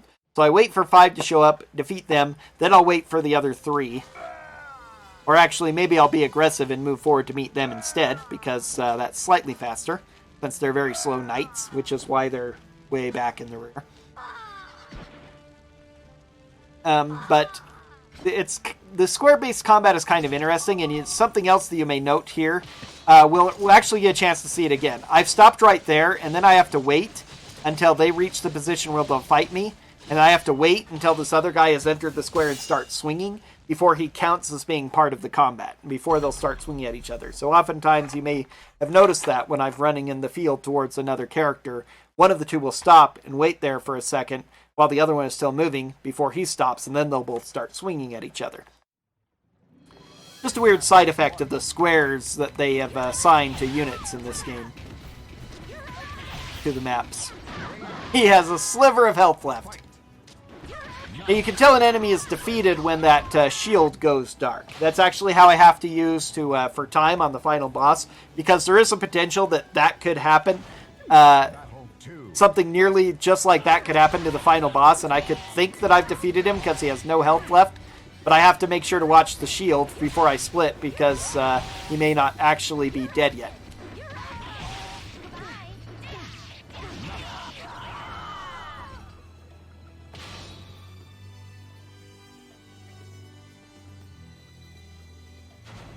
Final battle, fight.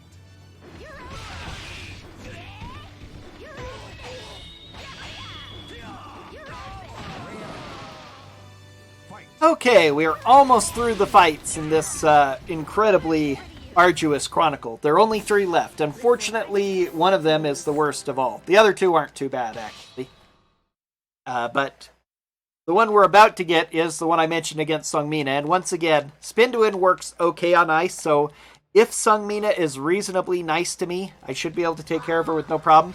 But I could also lose all 4 of my characters to her if she decides to be really, really vicious. And that is going to lose us a lot of time. It would be good for the marathon considering how far ahead we were, but... Kierkegaard is another person, watch this. Kierkegaard started the battle. He will not allow you to swarm him with a bunch of infantry. He's too clever for that. He's going to attack whoever meets him because he is a boss and he needs to show his face. We will fight Kierkegaard once more. He's a mostly kind of nobody character, but he has a few lines. I have a personality. He's a mercenary commander servant of the mysterious bad guy in charge of Mileta, who we are about to meet for the second time. Semi-spoilers. Take good care of yourself. Is this Minion 2? Minion 2 has gotten really beefy now, up into the 20s. Doing all those fights. That is a lot of experience on this map. Impossible! I can't lose! I love that line. It's always a great line when somebody is so convinced of their superiority that after they've been beaten, they say it's impossible that they can be beaten. You know, then why did it happen?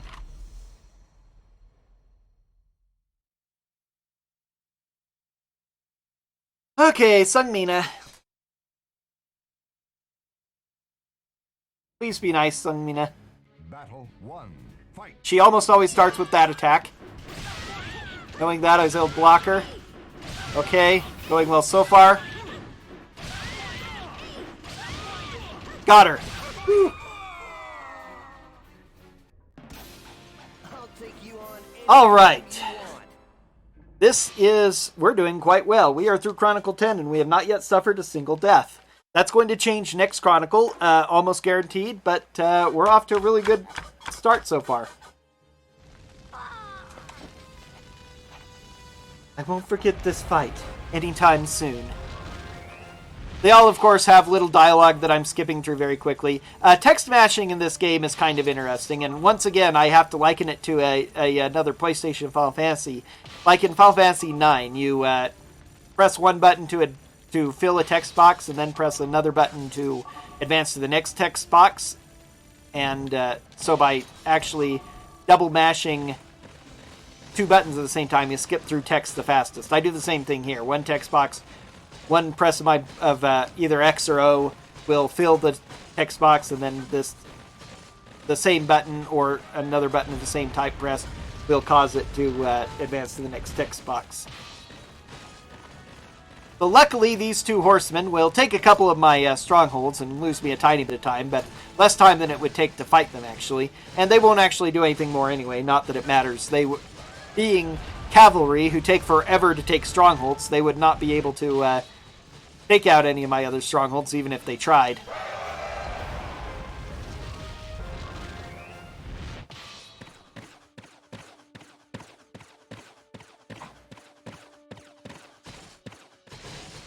So now we just have to go through, once again, like I said at the beginning, this is one of the most relaxed action RPGs you will ever see. Once I have my orders done in, that's just a lot of downtime waiting for us to take out these stupid big strongholds.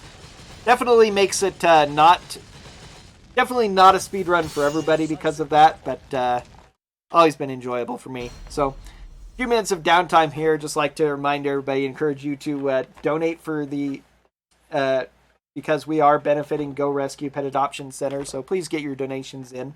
If you would like to see me fight End, the ultimate super boss, before the end of the run, get that $20 in the next hour and a half, please. Surprised? And now, we have this man, Chester. You might not recognize him because his outfit is different, but this is the thief that we fought, the bandit, way back in Chronicle 3. He's behind everything, surprise, as he explains. Because of your unexpected meddling, my plan is in ruins. You will pay dearly. Oh, will I? Battle 1. Fight. Usually Chester's pretty easy, but sometimes he does that. He's not very strong. I believe he's still a thief in this battle. This is, semi-spoilers, this is not the end of Chester. We will have to fight him one more time. Despite the fact that he gives a death speech here, I guess I'll go on ahead. See you in hell, kind of thing. Direct quote. But he will come back, and when he comes back the next time, he's a sword master. And because he was question mark again, because he was question mark back in Chronicle 3, we may not actually even recognize him as the same guy. You have to pay attention to like the scar on his face mostly. And so now we, what about Abelia? Oh yeah, Abelia, who was left in charge and utterly failed to do her job. We have to go back and bail her fat out of the fire now, so back to Dalkia. Time to finish them off. First, our final battle against Luna and her Klesser Pemdo.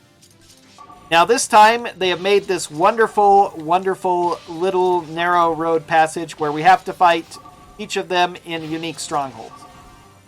Now the missions for these strongholds are, again, unique. You will never find them anywhere else in the game. They are, in fact, combinations of two other missions, some of which we haven't even seen yet. Cruel Sword is a combination of All Unblockable and Blast. All Unblockable, of course, we know, we saw that before, but Blast will cause you to suffer more knockback, sort of, kind of. Sometimes it works, sometimes it doesn't work properly, depending on the attack. It's just supposed to do increased knockback, but again, sometimes it instead does no knockback, but does a weird thing and causes small amounts of damage. It's hard to explain, but we're not even going to see it, most likely, because we take down Loopy so quickly. Most of the time. Sometimes she's mean. One, fight. That was good.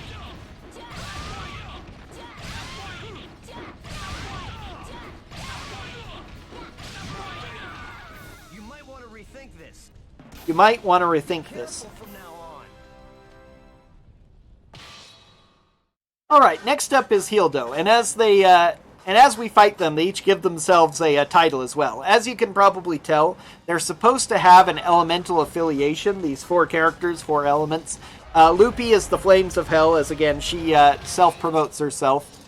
So her background is fire, they use fire-based things in both of her strongholds. Hildo is the Water of Origin, so naturally, ice is her base one. Sacred Field also adds Cure, which again, we know Cure, she restores a lot of health, but not enough to keep her alive. She's one of the easiest ice battles in the entire game. Usually pretty easy, so whatever. The fights don't really start getting interesting until the next one. And the next one starts to get interesting. And the fourth one, well, we will see that in just a couple minutes here. It's going to be fun. And by the way, I also have to say, I love the artwork on these flags, the banners that they have. And I love the little stick figure loading screen. I would love to not have loading screens or better load times, but at least they make that semi-entertaining. Ooh, Hildo starting with the bad move. Bad for me. Oops. Slipped up there. Come on. There we go.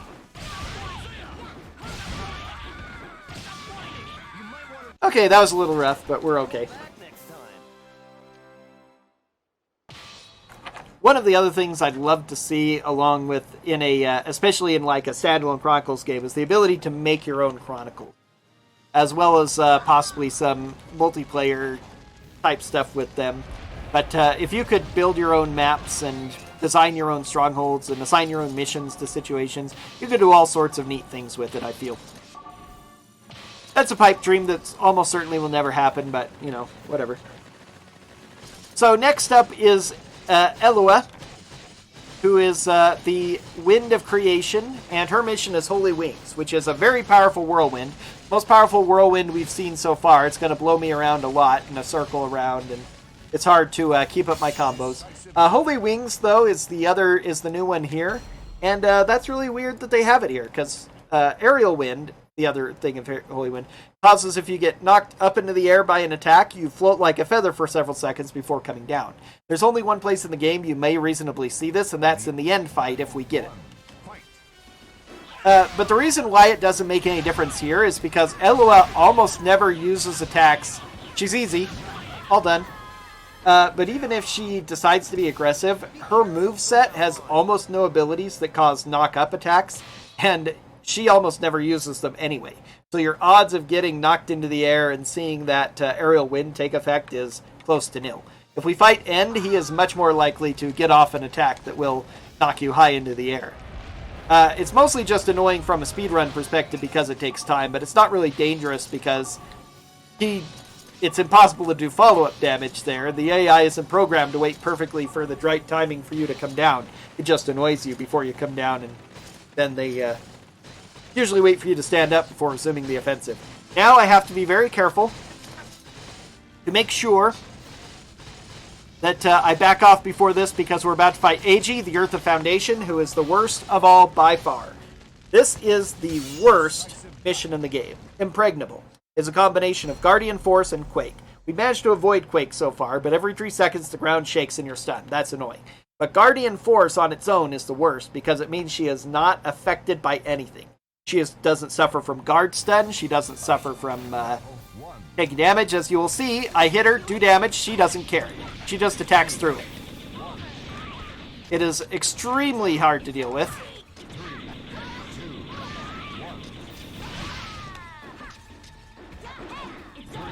And she is being really bad today. Especially with the grabs.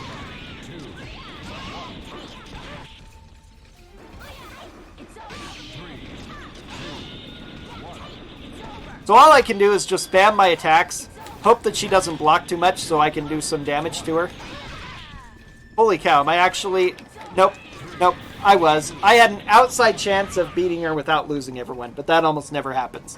Still, this is my first death in the entire game. This is actually really, really surprising and pretty nice.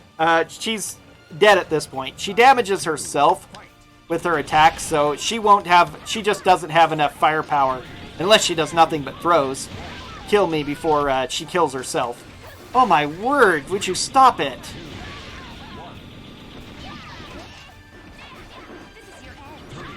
There we go. Okay. Now we're fine.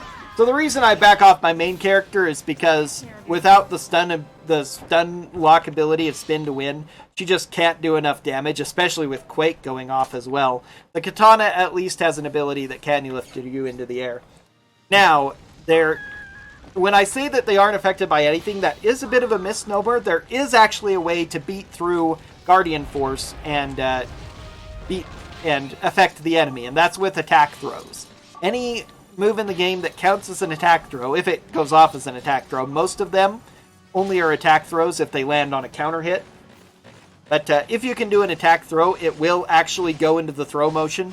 You can't grab them to do normal throws, but again, if you use an attack throw command, that can grab them. One of the most famous that everybody knows is with the sickle ability. If you press AB, you do a quick medium range swing, and if it connects, they will grab them, reel them in, and then shoulder bump them onto the ground.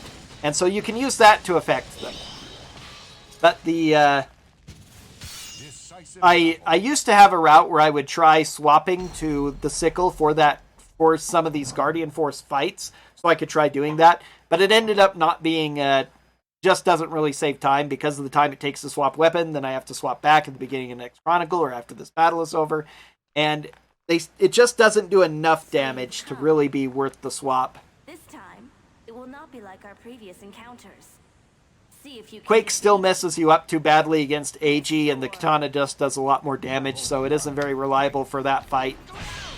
The next fight where it would be useful against Gerardo, your order is almost random, and so you either have to change all of your sword masters and then change all of them back, and that takes a lot of time, or you change maybe one over and hope that you get lucky and they're the person chosen into the fight. There's some sort of formula where they usually choose the weakest character to be the first one in the Gerardo fight, but every time I think I can guess who it is, it turns out to be somebody else. So it's a weirdly random thing. I don't really know how exactly they determine. Chapter 12, Chronicle at War. This is actually the halfway point. Once we beat this Chronicle, we're a little bit more than halfway through the game. It's a very weird Chronicle. It's the final one against Dalkia. And it's really weird because we have these two Okay, I don't want minion 3. I want you back at... You at 4. You at 4. You at 1, although I guess it doesn't matter much.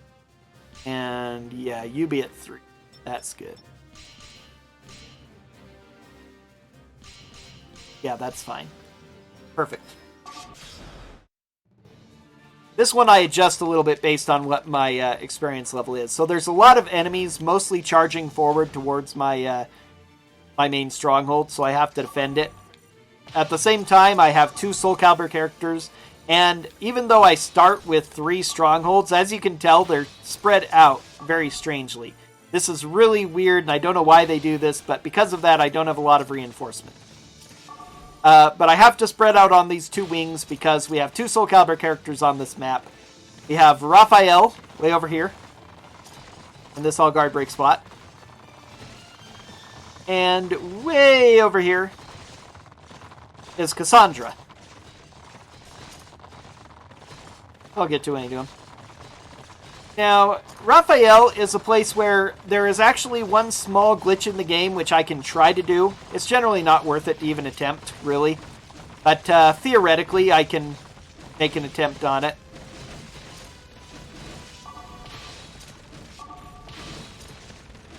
Oh, that's interesting. Okay, good enough. Alright, how is this? I am going to go ahead for safety's sake and start this battle now. There are a lot of enemies here and they're very strong, and if they take my main stronghold here, I lose and I have to restart the Chronicle, and that's going to lose me many, many minutes. So, I'd rather not have that happen. Very low chance that I lose, because Swordmasters are so good at getting back their health. But if the AI decides to, they can just utterly destroy me. So in case everything goes most wrong, I will have time before they take my main stronghold for my character to regenerate and finish them off. I used to do this fight with my main character, and the main character generally does not have health. These are aggressive, powerful enemies, and so they tend to wipe me out, and I lost several runs that way by, again, I can redo the Chronicle, but after losing like 5-6 minutes to having to restart this Chronicle partway through it, that pretty much ensures a dead run.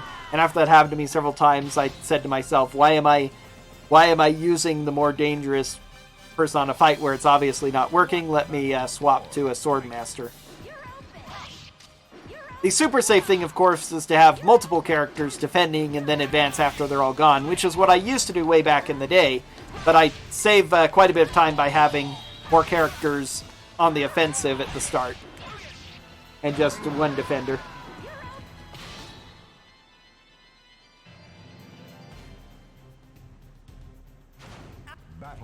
Here's Kyrkis again.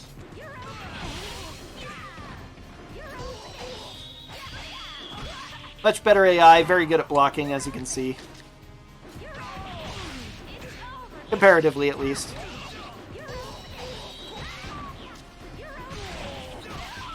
He also has a vampiric weapon, so if he hits me more, it takes things back. Luckily, he takes chip damage when he blocks, not that it's a big deal.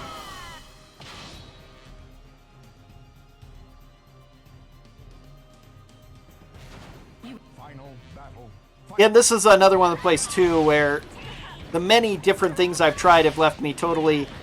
And the weird, subtle ways that the AI reacts to my small motions of my characters leaves me not really knowing how they will, in general, react.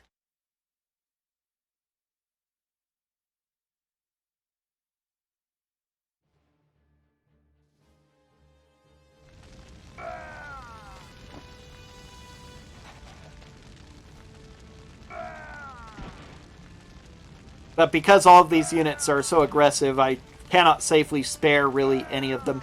On any percent, I'll kill everybody but Cassandra and Raphael, since I can leave them alone.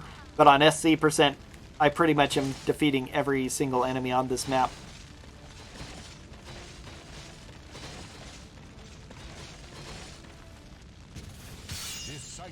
battle.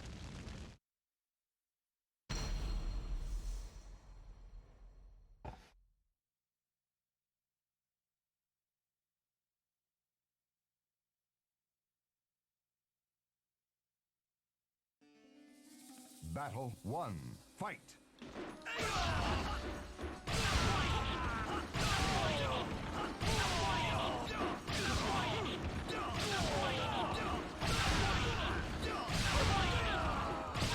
Win to win.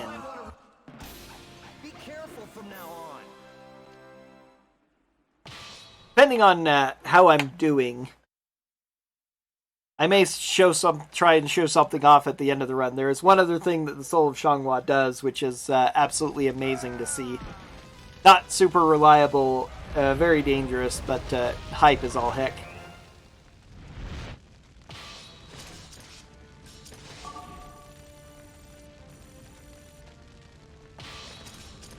Yeah, you are the one. The one. Okay, wait for those two to show up so I can kill them. Minion 4 is definitely there. Alright, wait for these last two. Because they're knights, if I leave them alone, they will end up taking my stronghold before I can take the stronghold of the enemy. That's okay.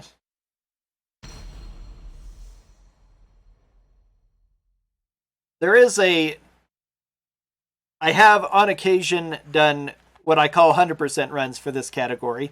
In fact, my first ever marathon run was 100% for Slow's other marathon, the Complete-a-thon, that he holds annually.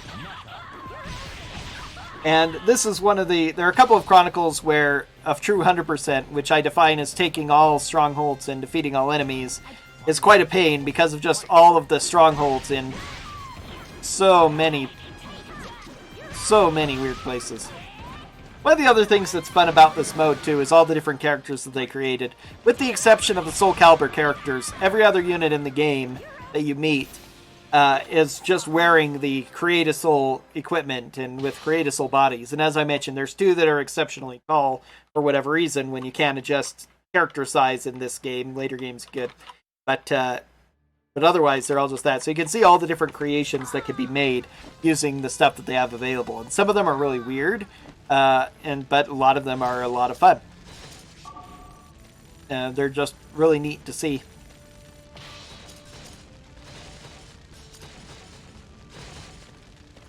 Alright, so that's the danger portion of this, and now it's just a slow slog. As I say, in 100% it'd be even slower because I'd have to go out of my way to take 6 strongholds that I'll never touch, even on this mode.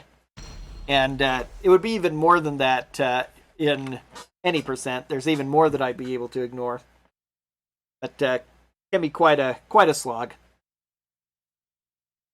More annoying than anything else, but if you make it through the first portion of the game, it's pretty easy. Now, Cassandra is the Sage, which is a high defense class, pretty strong. Her AI is annoying more than anything else. She likes to do throws, which are not really all that powerful, and most of the time are not a big deal. They just basically extend time, which helps her because of the cure. Like I say, throws. But she doesn't do a lot of damage. Doesn't tend to dodge or guard break too much. But takes a little bit to get through because of her high defense and hit points. Plus the cure effect helping her out. But that was my weakest character still. Now the way I run the game is essentially glitchless. Technically, it's... if I had glitches, I could use them, I would use them. But there are no glitches in the game that let you skip any levels or do anything really significant. There is a small glitch, which I have shown off on occasion regarding... that only work in certain fights. It's a very weird little thing, and I have a clip of it on my YouTube channel, as well as the highlighted little clip in Steam, or in Twitch, my Twitch VODs. But there is a weird property that combines the mission of all guard break with the guard break property inherent in certain weapons. Like many lance weapons have it, including the ultimate lance, the ultimate katana and shuriken. I've done it with too because it has guard break, and you have to have a guard break effect go off against an enemy whose weapon has the all guard break property. And then if they take damage immediately afterward, like within a frame, so essentially from an attack that deals multiple hits within just a couple of frames of time, it will, instead of doing its basic damage, it will do half of the unit's health in damage, no matter how much it is. It's a very weird thing, and I don't know why it works. And I can't do it reliably enough to do it in the speed run, other than intentionally trying to show it off once during a marathon run. Or maybe it was one of my demonstration runs I did. It was a submission video, actually, that I was doing, where I decided to do it. Let's see. I might as well go on. Who's the lowest level? I wanted to get more experience for Minion 4, but that's going to take too long.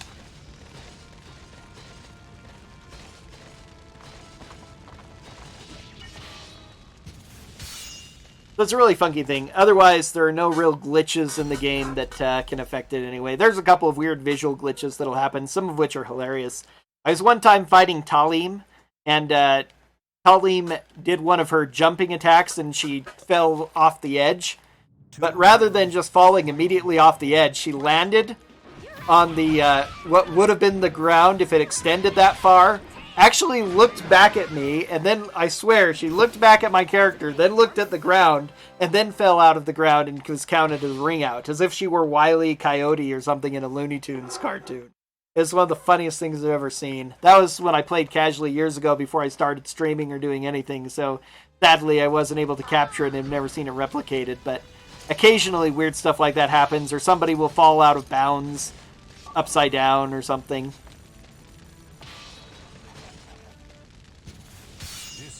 Here. But I just think about that because Raphael's usually the one when I try to do something with that guard break glitch, that is the one, he's the one I try to do it with because he's the least dangerous and the most hit points, so it has the most effect.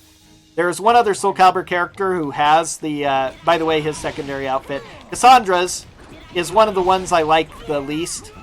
That weird leather adventure outfit. One of the more realistic. A rugged adventurer, well, sort of. It's a little bit not covering enough, but it looks like rugged traveler wear.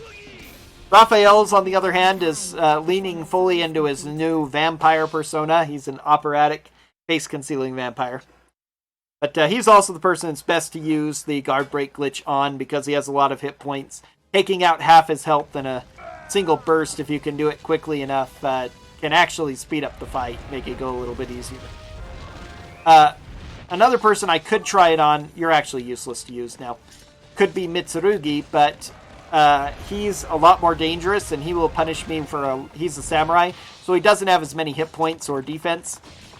He's not, so it doesn't really help as much, and because he's a powerful samurai, his attack power is through the roof, and if you go trying it against him, he will likely tear you to pieces before you can get it off. Samurai have the highest attack power in the game until you get a Swordmaster to level 99. It is the only stat that any character has at any point in the game that is actually higher than a Swordmaster. They are otherwise the ultimate class, which is why we use them so much. That combined with the fact that they have access to essentially the second best weapon in the game for dealing with the AI.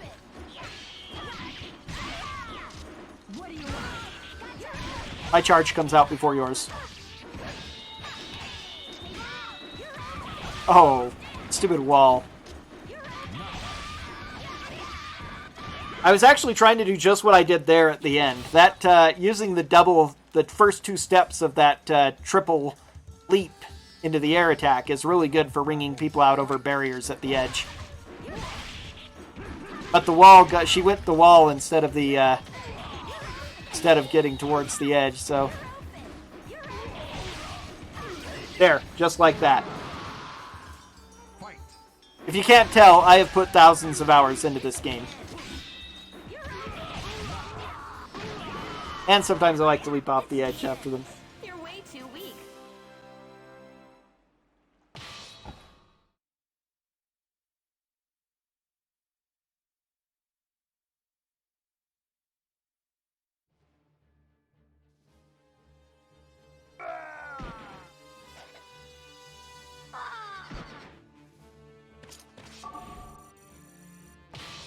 Alright, and you, Minion 2, needs to go as well. Alright, just the final boss of this mission left, and then we're done with Dalkia. At which point we'll have actually conquered every other continent. Haltis was destroyed by Maleta, and we destroyed Maleta, so Haltis and Maleta are both gone. Dalkia is the only other country left on the continent besides Grandal, so once we've taken out their capital and their queen here, we're the only nation left on the entire continent. I mean, the game should be just about over, right? I'm going to finish 2 hours under estimate. Well, naturally, before that goes too far, the story is going to start taking twists and turns after this. Although the first line of the next chronicle is 1 year later, so somewhere adversaries are going to appear that threaten the peace and safety of Grandal, and we have to deal with them. First, though, we have our wonderful duel against the Queen, the least imposing boss in the game. I have lost to good old Queen Aurelia once, when I had no health left when I started the fight. She is far and away the weakest boss character relative level to when you fight her of anyone in the game. She is a sadly very pathetic figure. But she's important enough to have a cutscene because she's the queen of Dalkia. Worthless servant of strife, you shall pay with your blood. And she wields the sickle weapon I was talking about earlier. To defy me. A combination of a little sickle and... Oh, using the wrong move again.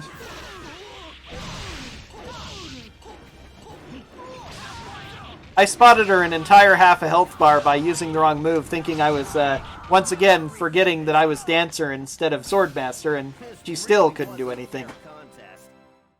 Her stats are extremely low. I don't know what class she is. There's a lot of people who can use Sickle, including Thief, Samurai even. Can Assassin? No. Assassin uses... no, maybe they can. I'm trying to remember. I think Assassin. But Thief, Ninja, and Samurai all can use it. None of which are very strong defensively, so no idea what she could be. Secession, Chronicle 13. So a year had passed. And General Gerardo, that traitor Gerardo. We have to kill General Gerardo? We don't feel good about that. But once again, just like our totally out of our hands moral decision to save the people of Haltis, we once again have a totally out of our hands moral decision to not join our beloved commander, General Gerardo, in his rebellion against the Empire. Even though our character says in the introductory text, or our implied thoughts are, no, this isn't General Gerardo. There has to be a good reason, but we're going to go fight him anyway, because that's our orders. We are a wonderful, lawful, stupid character who obeys our orders. And, once again, Abilia is our second in command, and she is an even lawfuler, stupider character who is totally 100% behind this death to all traitors, even General Gerardo. Just totally nonchalantly, cold-bloodedly, as we will see. Now, this is a very annoying chronicle. The next few are, especially in a casual game, because if you've been playing casually, you've probably been leaning on a couple of characters like Gerardo and Mega to fight the enemy, and all those guys got taken away from you. We had Abilia for the last two chronicles we were just in, and we still have her again. She's our second in command once again. But all the rest of our troops have been stripped from us, and only 3 have been given to us, and they are bad. They are bad. Tina is okay. She uses kunai, which is actually a pretty strong weapon if you know a couple of its moves. But the other 2 use Dagger and Fan. And Dagger is okay in the very beginning of the game. You can spam bombs and do a lot of damage and win a lot of fights that way just by spamming bombs. That's pretty much all almost anybody does is spam bombs with Dagger. Because it's the only good thing about that that weapon style. But at this late in the game, at the low level that the character is, because for whatever reason he's low level, and with the low stats that your dagger wielders have, he's not that strong. He dies too easily. And again, you have Fan, which is kind of a hype weapon, but again, is only available on weak classes. And so they just die so easy. It is painful if those are your only good characters.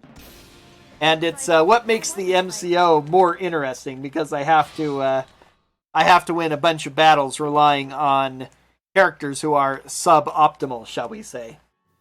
Very suboptimal.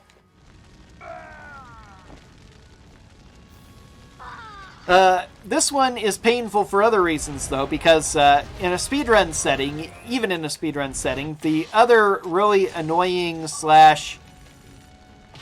frustrating and painful part of this Chronicle is that we are reduced to 4 characters now, instead of the 5 we've been using for the past 4-ish Chronicles. Yeah. So we've gotten a bit spoiled having to have 5 characters. Now we're back to 4. And especially on SC%, I have to send 2 characters way out of the way down here because we have 3 Soulcalibur characters on this map. Keelik, Xianghua, and Maxi. Which makes sense if you're into Soulcalibur lore because those 3 were travelers together and they're the 3 characters you get to use, for instance, in the main story mode of Soulcalibur 6, retelling the story of the original Soulcalibur. So, it makes sense. And it's the first time ever we'll have to fight 2 Soulcalibur characters at the same time. Keelik and then Xianghua in this map coming up here. But especially the fact that Keelik and Xianghua are so out of the way makes this dangerous. And they are both weak classes, as we know already from my main character dominating things. The dancer, Xianghua is a dancer, which even at level 60 is relatively weak. Keelik is a monk, which is also one of the actual weaker classes. I always forget about this, and it's annoying.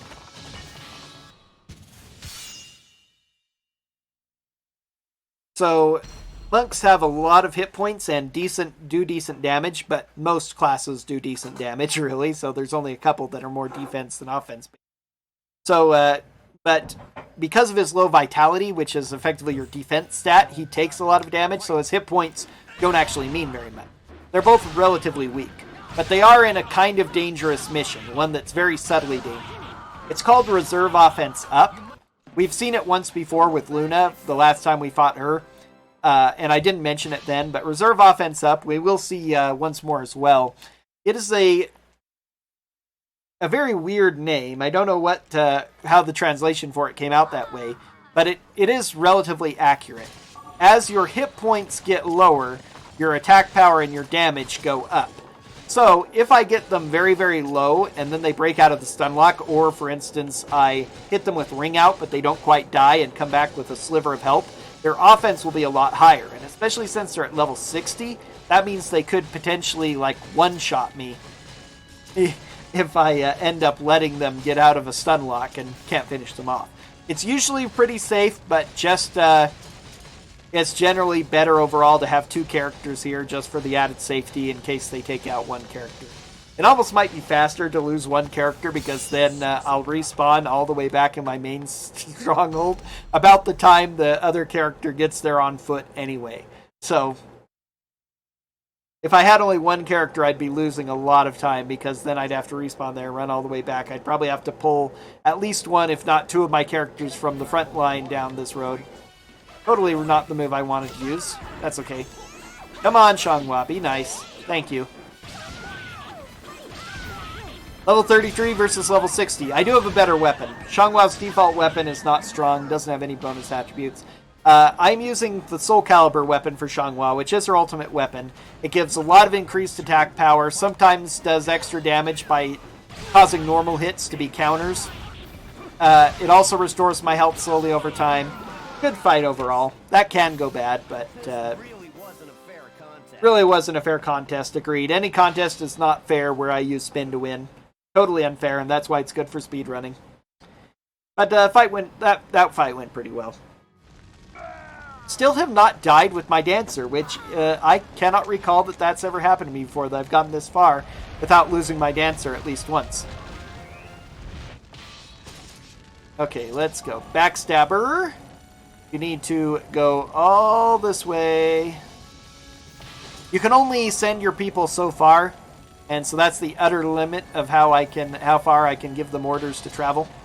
Now I have to deal with Maxi over here. Maxi is an all unblockable, which sounds like it would be really dangerous, but again, maybe it's simply because he's on in this all unblockable AI, but his AI is bad. He's really easy. Whatever. Also, he's a monk as well, which he could have been a pirate instead, but they decided to make him a monk because his weapon style fits the idea of monks better you know, your Bruce Lee, your martial artist using those nunchaku, waha, all that. So, you know, whatever. There's no one else who makes a better monk, so I'm fine with that. Battle 1.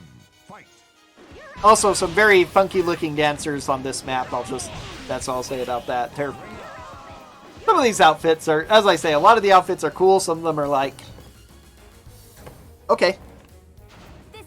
Generic rebels now.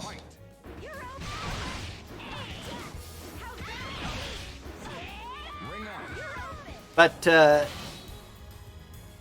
and again, Maxie's, because of all of it, Maxie's empty moves that he does, where after making a couple of swings, he has to readjust his nunchaku and everything and finish his stance before he can continue attacking, leaves him with a lot of openings that you can exploit, even if he does decide to be a little aggressive. So, as a Soulcalibur character boss in this game, he is pretty on the lower end of my concern.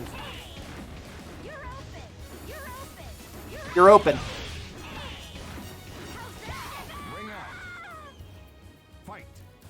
I like this outfit though. Ninja maids for the win.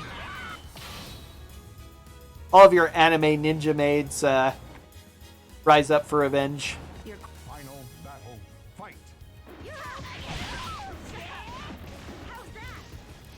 Come on, get up already so I can continue beating you.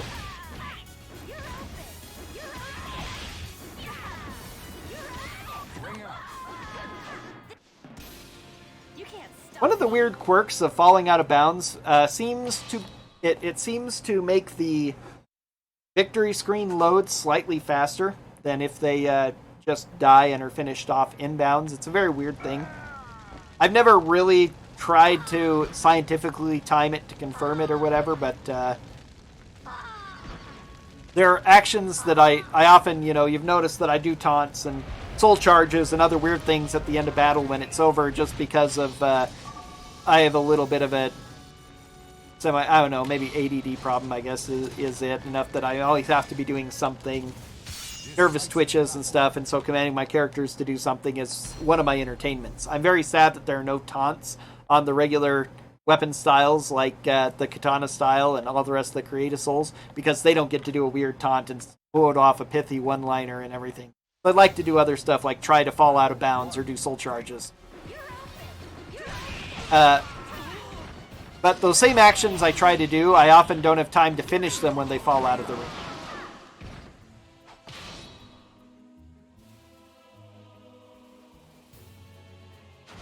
Final battle. Fight.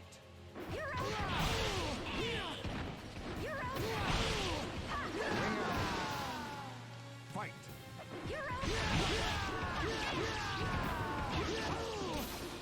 Did you really expect to get the better of my blade? All of the minions except Minion 4 now are extremely high level.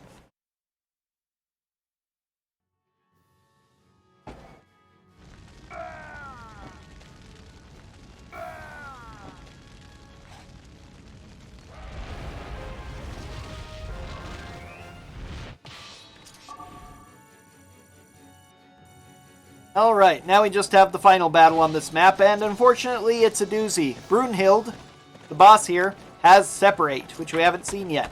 You might be able to guess what Separate does. Separate pushes the fighters. On low level, it pushes both of them away from each other, which is really entertaining. On high level, it only affects the... surprisingly, I haven't mentioned yet, and all the time I've been here, I usually do. Higher level strongholds, in addition to having more hit points and such, and being able to regenerate at them. Oh yeah, I need to give those two their following orders. That loses me a bit of time. They, in addition, they increase the effect and change the effect of the missions. So, there's another aerial win, but nobody to fight it in. So, something like Offense Down or All Guard Break. All Guard Break doesn't matter much, but on a low level, All Guard Break would affect both characters. But at higher level, things that are defensive in nature, like Cure and All Guard Break, those will only affect the defender. And for offensive things like Poison or Glue or Separate or Whirlwind, they will only affect the, on higher level ones, usually level 3 or 4, sometimes level 2, they will only affect the attacker. So since this is a level 4 main stronghold, only my character gets pushed away by the Separate, and Brunhild has a lance. And once again, she is a character with AI designed to take advantage of her weapon. She uses a lot of long-range pokes and swings to keep me at bay, while I desperately try to run forward just so I can get into her attack range. And unfortunately, just none of the characters I have are worth. They think you could switch to a long-range weapon yourself and use it on her. Well, except that the Separate pushes me out of range anyway by the time I would get in range to do that poke. So it's just totally a rough fight. Even I'm going to run and try to get close enough to... Yep, bad thing there. Even if I start to do my combo on her, if she goes to the side like that, because of the Separate, she's pushed away. Thank you for doing that one, though. That went pretty well, actually. She can kill me pretty easily if she gets aggressive while I'm desperately rushing in. And again, I can't really keep the combo up on her. If she stands up and rolls forward when she does so, she'll actually put herself in range to be hit by the continued combo, since my spin does take me closer to her at the same time. But if she gets up to the side, as you saw her do the first time I knocked her down, she will be out of range. Or if she goes backwards, she'll be out of range. So she has a 1 in 4 chance of allowing me to continue the combo. It's entirely in her hands. So this is a fun little Chronicle I've played around with a little bit. It's one of the easier Chronicles in the game, apart from the 2 Soulcalibur characters we have to deal with.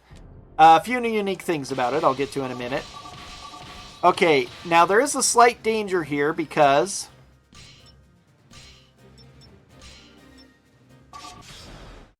I guess it's not really necessary to start there. Oh, whatever. But this is the first Chronicle where if my main character loses, I lose the Chronicle and I have to start all over. So we definitely want to avoid having my main character defeated.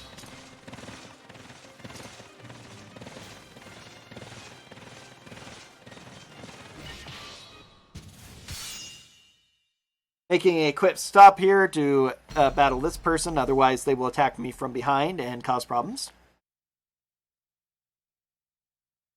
Now, this is a very weird Chronicle. You notice I only have a single stronghold in the middle of this big enemy encampment. Now, all these characters are low level and extremely low in their stats. Their stats are much lower than they should be, even for characters of this level. They're pathetic. They are just really, really pathetic. And it's a very weird thing that the game tries to do. Along with the dialogue it sat at the beginning of the Chronicle, we end up finding out that these rebels who are suddenly all around us in the middle of the night are not actually rebels. They're members of the Grandal army who have been commissioned by the Emperor to kill us. The Emperor is aware that we are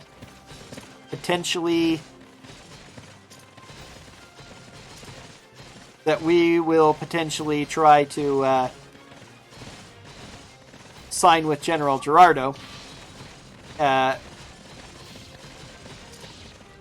And he's afraid of us and our power, and so he's trying to eliminate us and make it look like the rebels do it. Unfortunately, they have the most incompetent assassins ever, except for the 2 mercenaries that they hired. The other unique thing about this Chronicle is that Mitsurugi and Taki, who are going to be meeting here in our battles, are the only 2 Soulcalibur characters in the game who have dialogue with your characters. They all usually spout dialogue based on their victory and loss conditions before and after the fights with them. But they, look at how quickly I killed them. But they, but this is the only time where in the middle of their dialogue that you have right before you fight them, other characters on the map will get involved. Like, it goes through so fast you won't be able to read it, but right before, that was supposed to be dead already. Goodness. Right before the battle with Mitsurugi, the boss of the level, Ignis, suddenly says, "You can have this one." And then Mitsurugi goes into a spiel of how it's a boring battle and he hopes that you'll show him good things. But it's implying that he's hired Mitsurugi as a mercenary for this battle, which makes sense with Mitsurugi's character too. And also Taki, when we fight her, you will see Abilia briefly have a little conversation. Okay, quickly start this battle to wipe out these two. And she warns us not to have anything to do with that sword, you know, as if we know anything about Soul Edge. And Abilia just says, out of our way. And then Taki says, your eyes. You've been possessed by the cursed sword. I have to deal with you. And it's like, okay, Abilia's a bit of an idiot, but I don't think she's possessed by the cursed sword. Again, it's always dangerous to have my main character fight on a map where if something goes wrong and he loses, I would lose the entire Chronicle. But very, very weak characters here.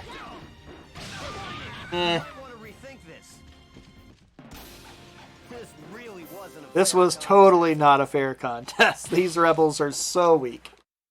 They are so weak that on any percent, I abandoned my stronghold to let 3 of them pound on it, and I still make it to the enemy stronghold and defeat it before they get a chance. It's a close thing. I've lost it a couple of times recently, but I figured out the exact amount I need now to make that function. He will now advance onward. So there's Ignis telling Mitsurugi he can have this one. And luckily, we managed to take this right before that other rebel entered, so we'll only have to deal with Mitsurugi. Mitsurugi, again, is the samurai. Highest attack power in the game. At level 60, he does a lot of damage. Hopefully, I'll be able to beat him without too much trouble. Oh, one of them did make it in. That's unfortunate, but... All guard break is annoying. Usually not all that bad, but... That's the best they will ever do, this battle.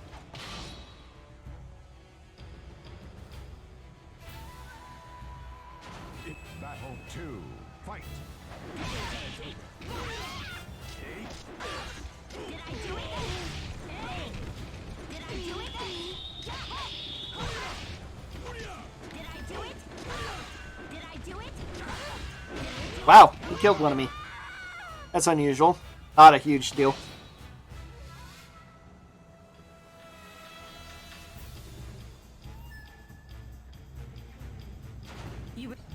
But that's what Samurai can do. That's only my second death of the game, and the first was to Eiji, who pretty much will always kill you. That's actually not bad. I think I'm a little bit behind PB pace somehow still, but you'll see. It depends on if I get Chronicles 16 before the 3-hour mark, if I'm really on PB pace or not. If I fight End, I almost certainly won't be able to PB because that's going to take just a little bit too long. But it doesn't look like that's a danger to worry about right now. Okay, so that's Mitsurugi dealt with. Now we are going to evade most of the rest of the rebels and come this way. Slight advantage to that is that my other character is going to recharge all the way back in the stronghold, the main stronghold, so I'm not going to lose that much time for him going down. Hopefully these two will make it through, although I think he is not going to. Yep. Have to have that fight. Oh well.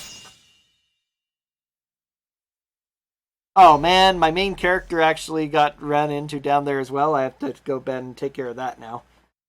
I needed to wait just a little bit longer. I thought I was safe.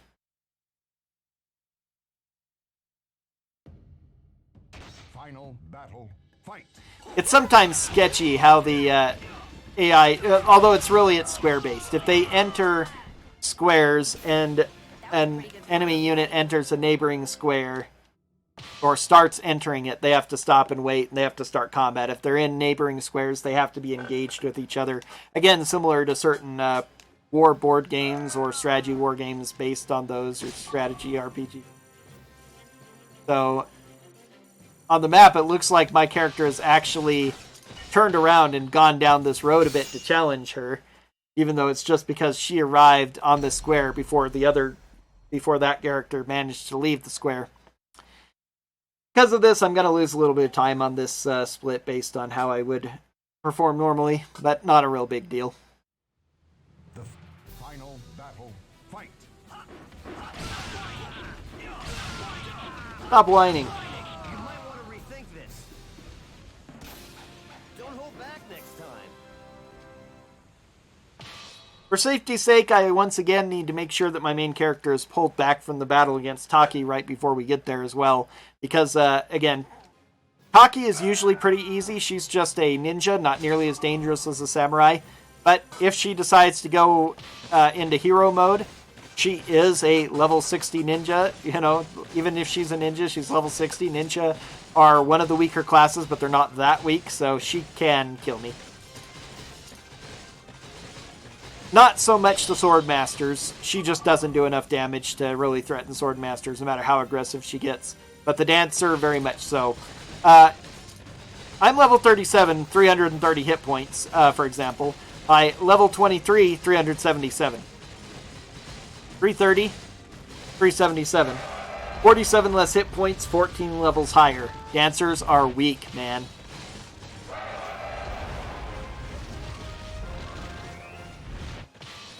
Now, do I want to? No, I'm not going to bother. Yeah, they're way too slow.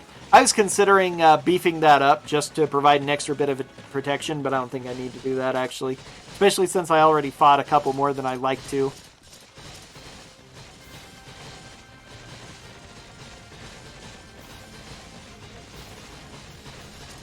They, if there were like 6 of them coming from multiple angles, because 5's the max, they might be a slight danger to me, but alright.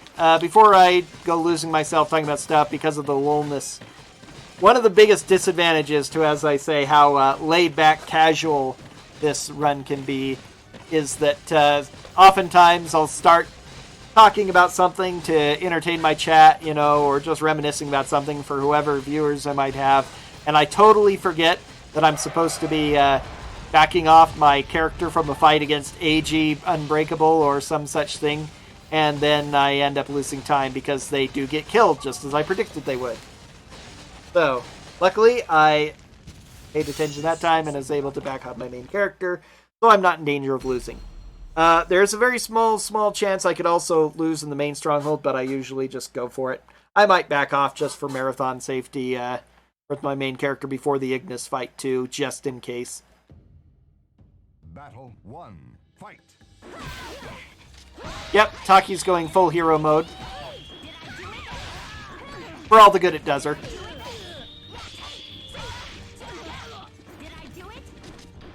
General safe strat for almost any style when all else fails. Double A spam.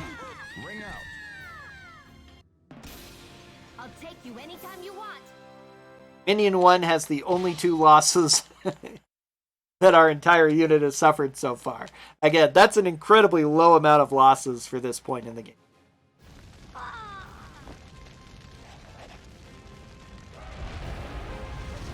I think she has the same defeat line that Mitsurugi does. Damn, not bad at all.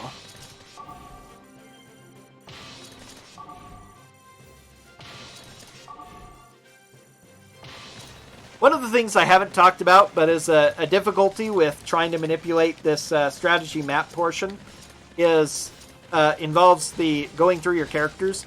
As you can notice that I'm swiftly jumping between them right now. This is done with the R1 and L1 buttons.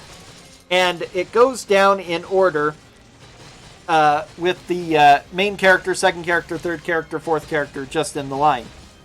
Each time you do R1 and L1. You can also move the map cursor around, and I'm not going to do it here because, again, I want to back off my main character for safety. But I can go and choose people manually as well by moving the cursor to the character that I want. However, when the game keeps memory of who I've selected with R1 and L1, it pays no attention to the times that I've chosen to move my cursor around. So if I last scrolled through and selected Minion 2 with the R1 and L1 buttons, and then I go around and give 5 orders to other characters or to the characters multiple times by actively selecting them, I may have totally forgotten that I was last on Minion 2, but the game remembers. And so when I click R1 next, it will go to Minion 3. If I click L1 instead, it would go to Minion 1. And so sometimes it's very easy to forget where your position was. It's definitely the fastest to select characters if you know where you are with R1 and L1. But sometimes it's easier, you're getting a bit more precise by you're not sure which character on the field, since they all look the same, might be Minion 1 or Minion 2, or whoever. So it's a little harder to see them there. Chronicle 15, one of the other harder ones. This is going to be our second of 3 encounters with Guardian Force. General Gerardo is probably the hardest fight overall in the game. Okay, so we're all going to be at 5. We finally get 5 characters again.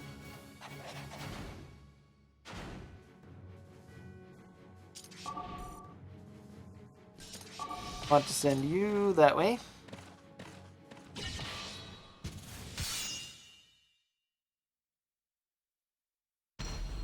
So this is another one of the Dangerous Chronicles. I've lost a lot of time here playing around with things. I finally have a strat on any percent, which saves me quite a bit of time because of avoiding quite a lot of fights and avoiding picking up characters who would have a lot of dialogue in the next map. Can't do that in SC percent because I have to fight the SC characters. But there are still a lot of enemies I want to try to avoid fighting if I can, that I have to do things about. So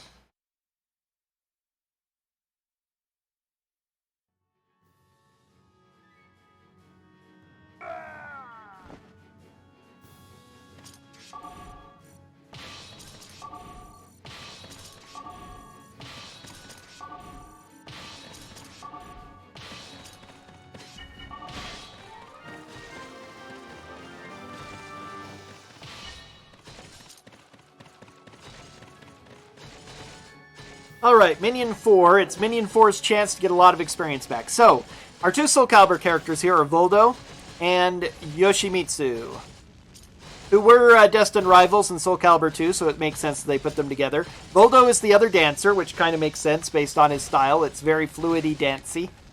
And Yoshimitsu is the other samurai. He could have been the other ninja, but they decided to make Setsuka the ninja instead and make him a samurai because he's actually using a katana. It's a whatever thing. Technically, he is actually a ninja. So, you know, but whatever. I could see them exchanging Setsuka and Yoshimitsu. Probably what I would have done, but normally I don't even get hit by this quake, but Rebel decided to be a hero. I usually kill her before the quake even hits, but he was hero today. Oh well. Not a big deal. Suffered just a bit of damage.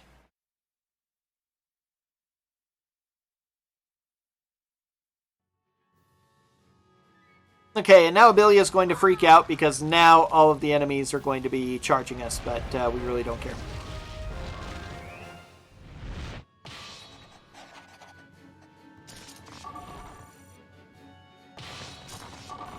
One, and 2, 3, and 4. Go and fight Voldo. Alright, now I am trying something semi-new here.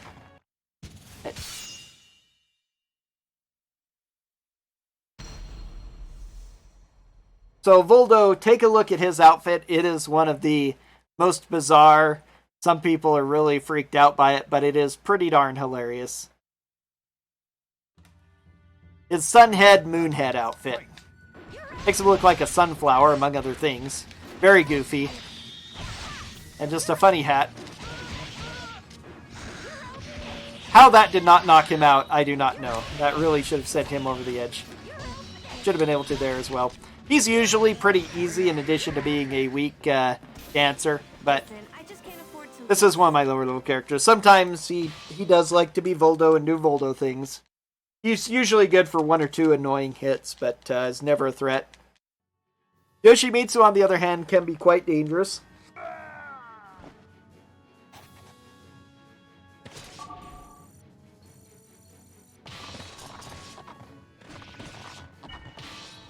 Okay, now I'm going to be... I can't remember how far I can push this, so I'm going to be extra safe.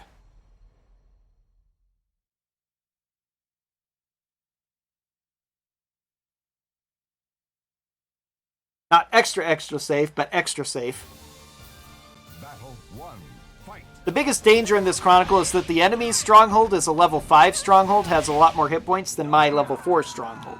It's actually the opposite from the last Chronicle, which is one of the reasons why I could be so negligent to most of the enemies that were on the map, especially in any percent. But in this one, I have to be very careful to minimize the amount of enemies that are attacking my stronghold because it's weak enough for them to take if I leave them alone. Ring out. You're way too weak.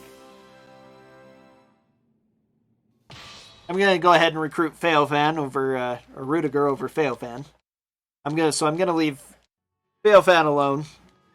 These two guys here should not be enough of a threat, provided I at least take care of this cavalry here first.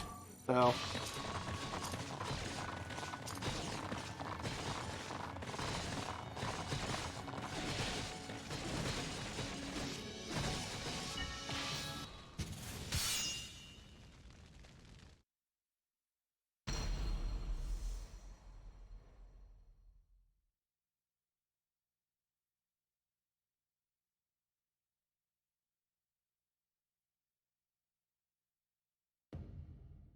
Battle 1. Fight.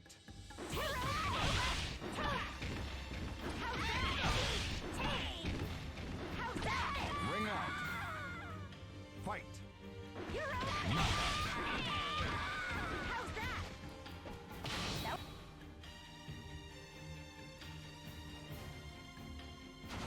Final battle. Fight.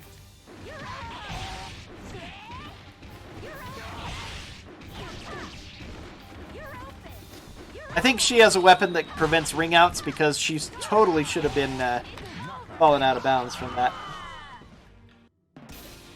You're way too weak. I don't have memorized what all of the weapons do, only a few particular ones that I use or encounter quite a bit.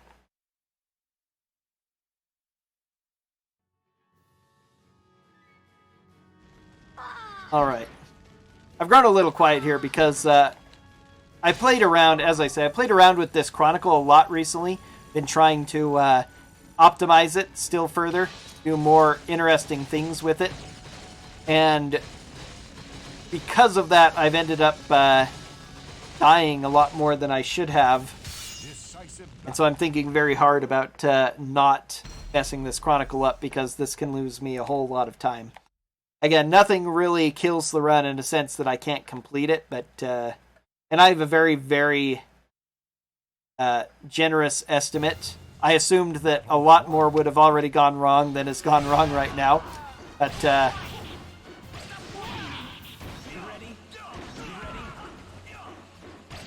my word, Rudiger's. Okay, wow. There's my first death of my dancer, totally unexpected. So I'm very glad that I'm playing it safe right now because that can really spoil things. Battle 2. Fight. Again, another example of anybody at any time. Rudiger, I don't actually fight a whole lot because I only do it on occasion on this one. But he can be tough. He's a tough boss design. He's going to be joining my party next, but he shouldn't be that tough. Fight.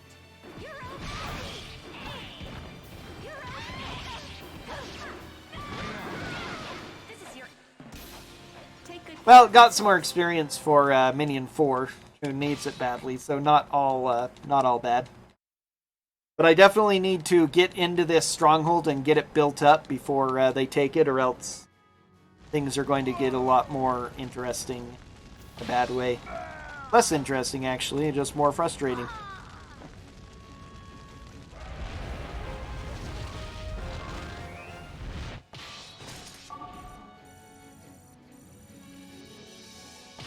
Order. Immediately fortify. This is where one of the few moments in the game where I definitely have to have fast reactions for this simply because of how they operate. You are Minion 4? Yes, you go after Yoshimitsu. The good news is I'd want to build up that stronghold anyway as a safety precaution against this because, again, Yoshimitsu is a samurai. He can kill me if he decides that he is going to be the hero. Even a swordmaster he'll be able to kill. Especially since it's my lowest level swordmaster. Not having all guard break does help, because usually all guard break is an ability you can poo-poo. It doesn't mean much, but in the hands of somebody who's already powerful, it can make it good. Don't have to worry about that with him, but level 60 samurai, you can do a lot of damage. You can also take a bath. Fight.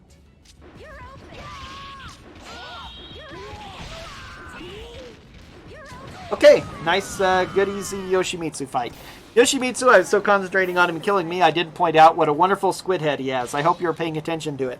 It says he often has some pretty funky demon mask style outfits and stuff, but squid head, Cthulhu head there, probably his best one ever in terms of what the heck am I looking at? Oh gosh, make it stop.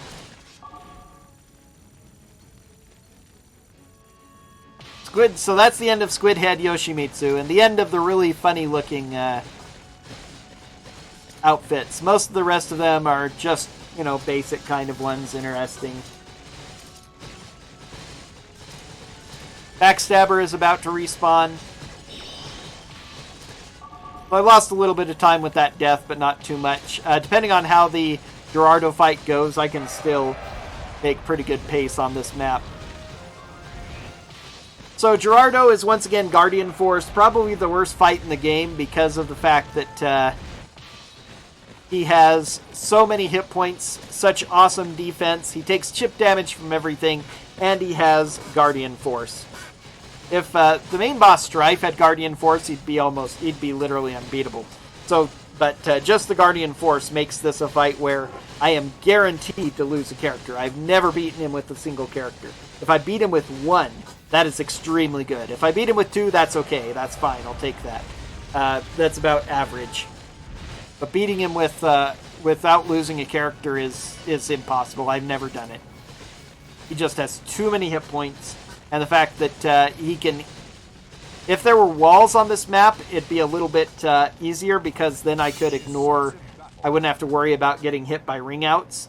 But he can ring me out, but I can't ring him out because he can't be affected by anything that would ring him out. Attack throws cannot ring out, so even if I could hit him with that, it wouldn't ring him out. So I just have to hope and pray that he lets me hit him and doesn't act too aggressively. He, like AG before him, has a weapon that damages him. So if I'm lucky, he'll do a lot of moves that will do a lot of damage to him for me. And he tricked me with the first instance he could.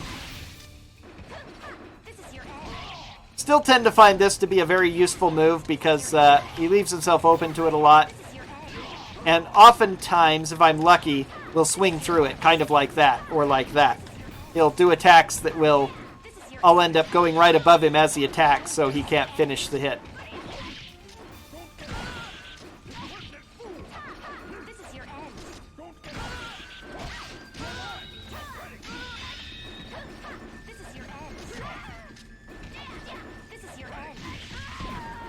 I was blocking.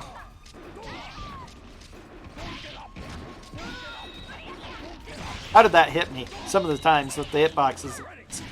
This game sometimes has pretty kind of glitchy hit detection decisions for its weapons.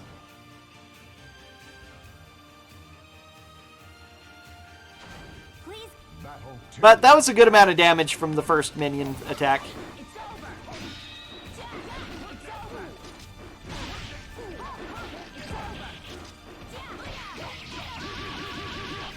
That's what I don't want him to do, because it doesn't take any of his health.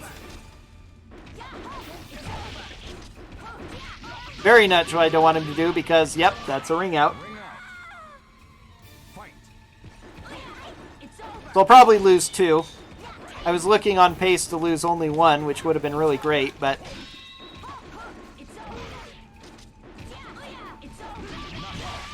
He doesn't have enough health left to take out any more characters, though, so... If I lose 3, it's very bad. I lose 4. I don't know if I've ever lost 4. He just doesn't have the hit points to do it. That's the difference between the right fight.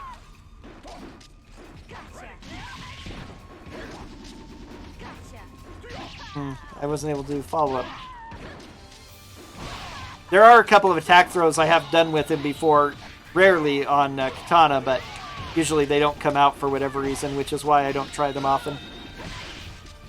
Oh geez. Well, there's 3, so this just became a bad fight.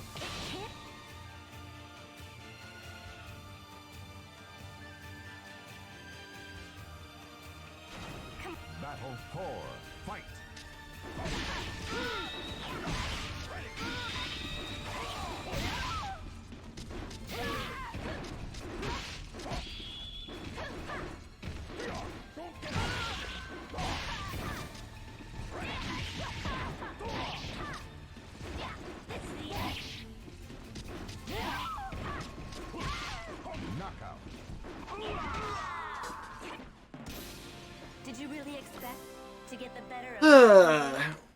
Okay, so not great, but I made it through. You are strong, but you do not yet know where to direct that Longest power. cutscene in the game. If you want a bathroom break, this is the time. Your strength is controlled by others. Think for a moment. For whom do you wield your power? For what purpose? And against whom? Wind is blowing that hair wonderfully, by the way, only affecting the right half of her head. Left half as we're seeing her, but the right side of her face. You will never become a true... Delayed reaction stab. Or delayed cry from the stab. Oh, holy cow. That monstrous sword is Soul Edge. What the heck? Who's that guy? That's actually Emperor Strife. Emperor Strife has Soul Edge. Emperor Strife was suddenly here killing Gerardo. What the heck, man? So, yes, our fierce determination to follow our orders. Also, only fight in the game where your main character doesn't start for whatever reason. Your main character is always last and to do this fight. I don't know why. They almost seem to go in reverse level order for the most part, although sometimes they shake things up.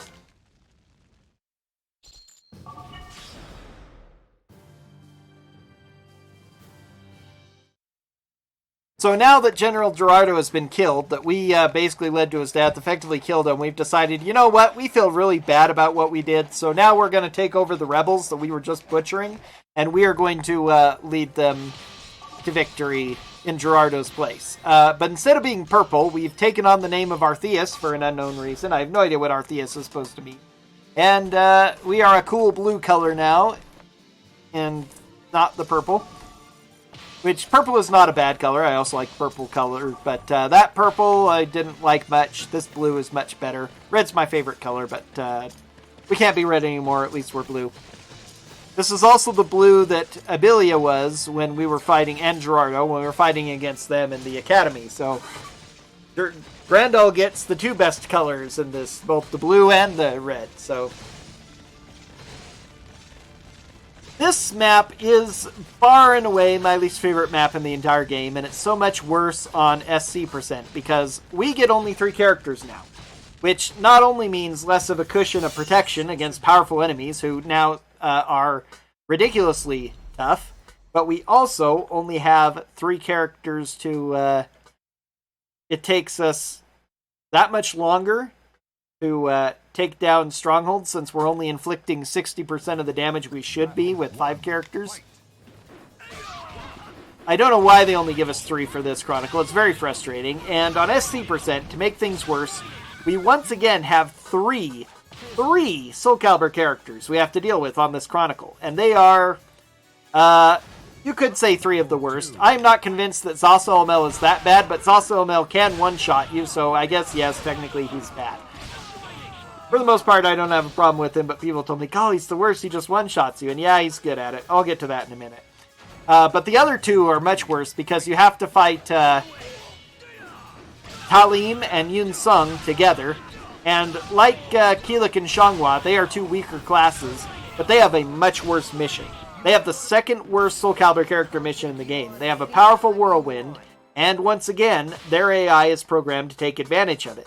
The whirlwind is very strong, spins you around constantly, pushes you towards the edges quite frequently, and they will try to do knockback style attacks that, combined with the whirlwind, will send you flying out of the ring from a pretty...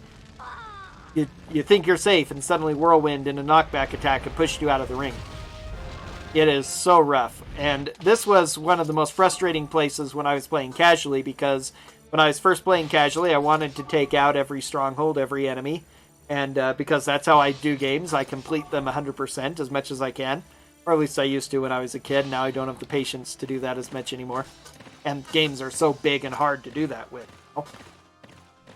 But I had to restart this Chronicle many times because at level 60 and without access to all-powerful Swordmasters in my initial playthroughs, Halim and Yun Sung were just too strong to take on with 3 of my own characters. With just 3 characters. It's so frustrating to have 3. You have no idea how frustrating this Chronicle is with 3 characters. But So I'm going to stop about that. So anyway, there's another interesting thing in this game which is hinted at and not really explained properly, but is kind of evident for those paying attention. After we defeat a few generics here, for the rest of this Chronicle, as well as in Chronicle 18 and 19 especially, we're fighting some Randall elites. These characters are suddenly in the 50s, high 40s, late 50s, when many of the other characters in the Chronicles around this period, the named ones even, are only in their mid-30s. And these characters have extremely good AI, as well as a very significantly Grandal red color scheme, despite their otherwise unique outfits. So, again, it's not really explicitly stated, but I think they want you to get a feeling that these are Grandal elites.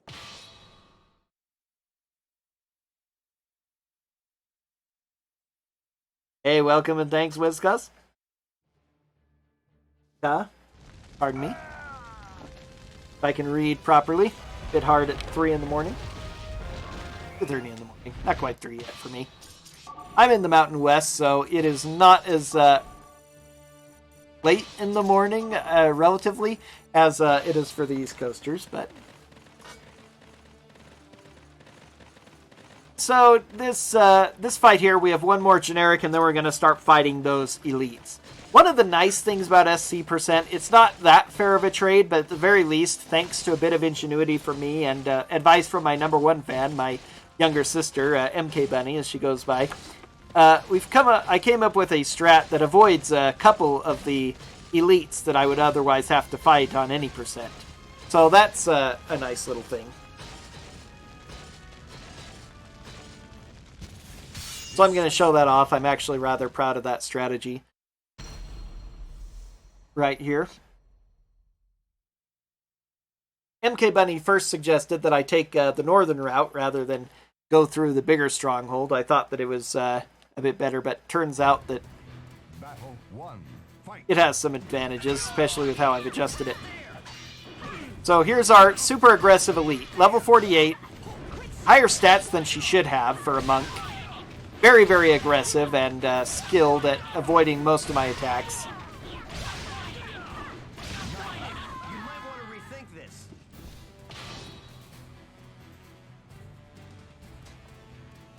And now the last generic of this Chronicle.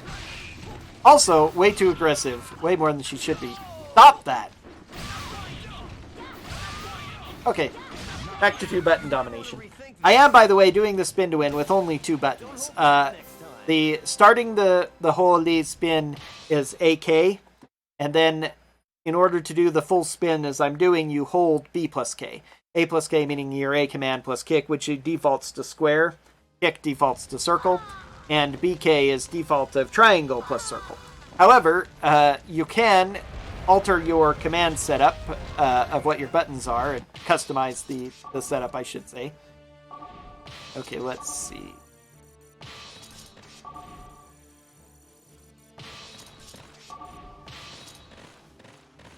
And so I've customized, because they for some reason are just like kick and guard over again, on default, I changed the R1 and L1 buttons to be my A plus K and my B plus K, because I use both of those quite a bit more than, not only for my dancer, but also the samurai uses B plus K for a kick.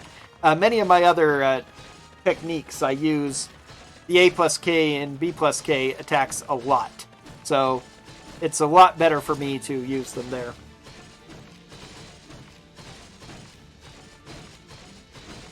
I will try to. I've been wanting to do them more often recently since I have time, but had other distractions and stuff. But I'm going to get back to streaming regularly starting next week.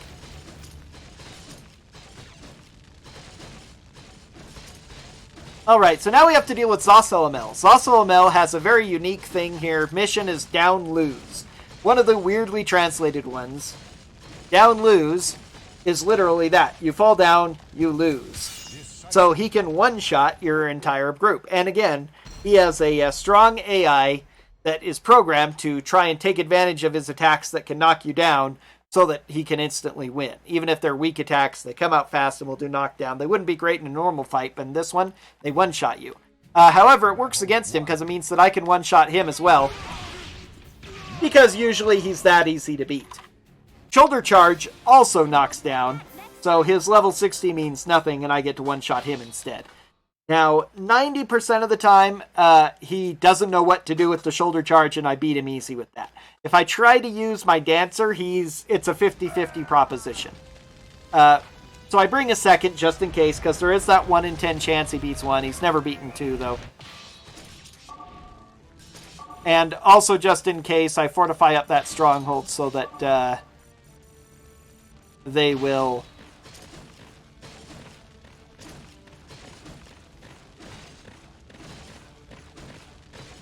fortify up that stronghold so that I am guaranteed to regenerate there if I do end up dying. I'll just respawn and be able to try again. Definitely will lose me some time, but won't be super devastating. So now I pulled these two out of the way. They'll end up taking this stronghold, but by that time I will have long gone and they won't be able to return. By the time they try, once again, it will be far too late for them to make any kind of difference.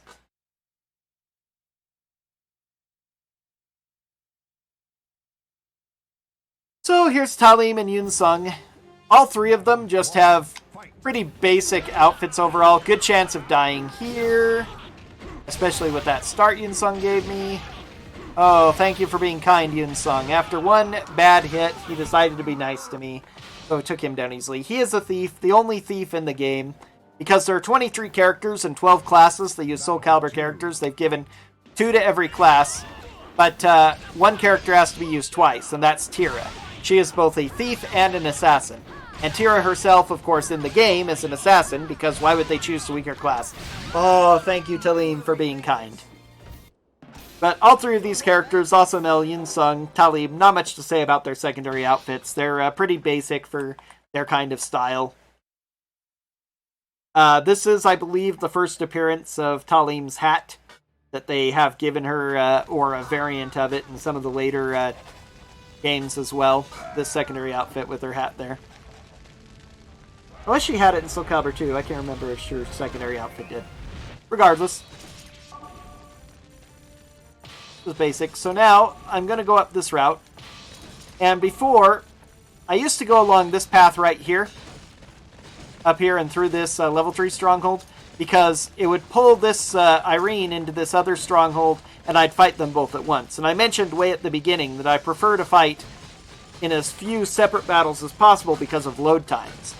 But, so I always did that. Then my sister told me, why don't you take the back path? It's a smaller stronghold.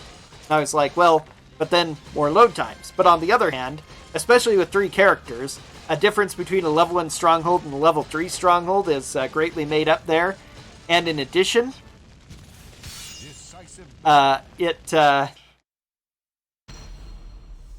because I have a, that other stronghold there, where I thought I'll just fight 2 people here, is actually a really awful stronghold. It's another very powerful separate, and Irene is not super terrible. Battle 1, fight. Come on, there we go. She's not super terrible, but having another person on separate on that stronghold is not fun. So reducing the amount of separates I have is pretty nice. Be careful from now on. I may do that. I think I'm going to go ahead and pull my Dancer back from the next fight because I'm almost certain to die, and that will lose slightly. It will lose less time to play safe than to be risky and lose. So, especially against a powerful separate. So again, just like in Act 13 with the Brunhild fight, and this lady here, who is this? This is Konomi. Konomi is a very strong, I think she's a samurai. Thanks for dropping in, Weska. Hope you save work. So she's pretty tough. She's a samurai, so she does a lot of damage. Good AI, really a pain. Oh, and now I'm getting distracted again. So, although I have plenty of time since I only have 3 characters pounding on this stupid thing. But as low hit points as I have, 1, 2, 3 at the moment, I'm liable to be two-shot by this samurai, possibly even one-shot if it's a powerful enough attack. So I'm just going to back off, let them finish up. The ending battle is actually one of the easier ones on this entire map, and it's not as much of a time loss to lose in the final battle anyway, so I'm going to go ahead and have her finish out that, but not going to risk her dying in this fight. Yeah, I noticed we've had 100 viewers for a little while now. I'm surprised. Very quiet viewers, but very appreciate you all tuning in.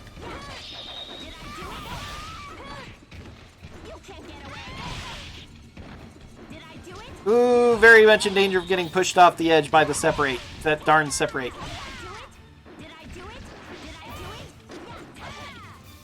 Did I do it? Yeah.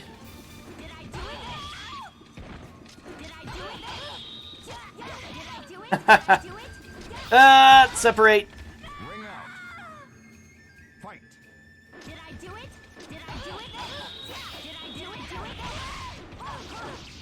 Did I do it? Oh, phew. Okay. Fine. Be careful from now on. Alright. So, now is one of the most boring segments of the game. This is the other bathroom break. I have 3 characters beating on a very high HP town, and one thing that I haven't actually mentioned is a minor thing, but way back in Chronicle 3, one of the reasons that having an infantry doesn't lose a lot of time and is made up for by having less loading screens for the battle, one of the reasons it's a good strategy is because bandits actually do less damage to main strongholds. They only inflict 4 points of damage a hit instead of 5 they do to every other stronghold. Doesn't matter if it's level 4 or level 5. A main stronghold, they only inflict 4 per hit. Infantry inflict 4 per hit on every stronghold. But it's still... That's the only instance where being an infantry is faster when taking on strongholds. But at 4 per hit, especially with only 3 characters, it takes so long to get through this stronghold. Meanwhile, these 2 that I ditched, who are very annoying and very strong, they're going to come to try to defend it. They're not going to make it.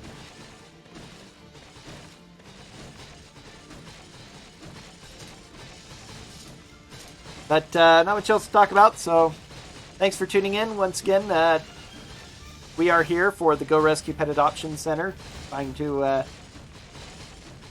raise money for that Pet Adoption Center in Norfolk, Virginia. Please donate to help save the doggos.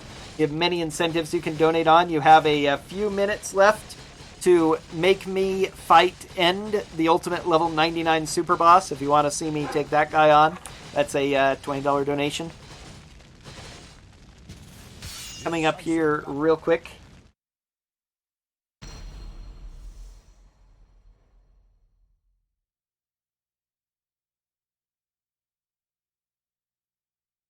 Thanks, Piku Fighter, for all of those commands to spread the word out. And now we have our fight against Kagami. Battle 1.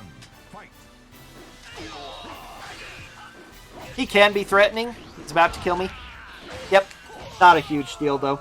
Usually he's a lot easier than that, but he can be aggressive. He's usually pretty simple. He may kill 2 characters. It'd be hilarious if I died here and lost a lot of time, because the potential is there, because of how weak these characters are, but...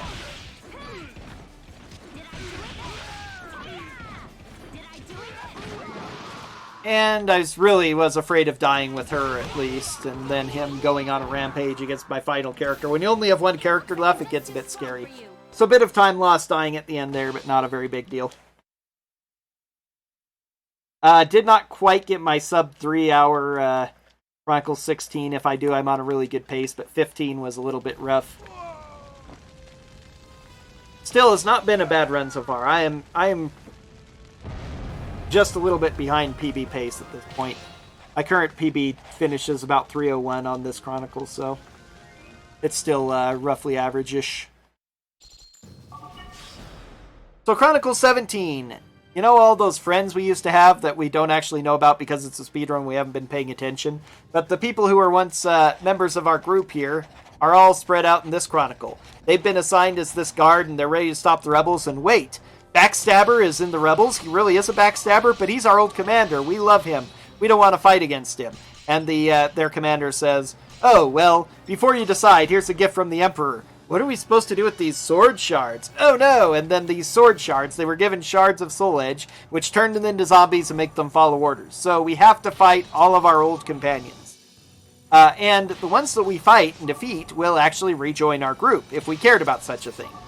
However, even in MCO, every category of this game, except for 100%, I do the exact same thing, take the exact same path, because it just so happens that everything I really want is just on this string. The one character I need, Mega, is going to come here so I fight him. For an MCO run, where I would only fight with the main character and need other supplements. I get my katana wielder Mega back because he just ran into there to defend it. In addition, we have Sophitia here and Kira right here. So this is the fastest way. It's the way through the Soulcalibur characters, and it gives me back the one character I really want. So that's all I need.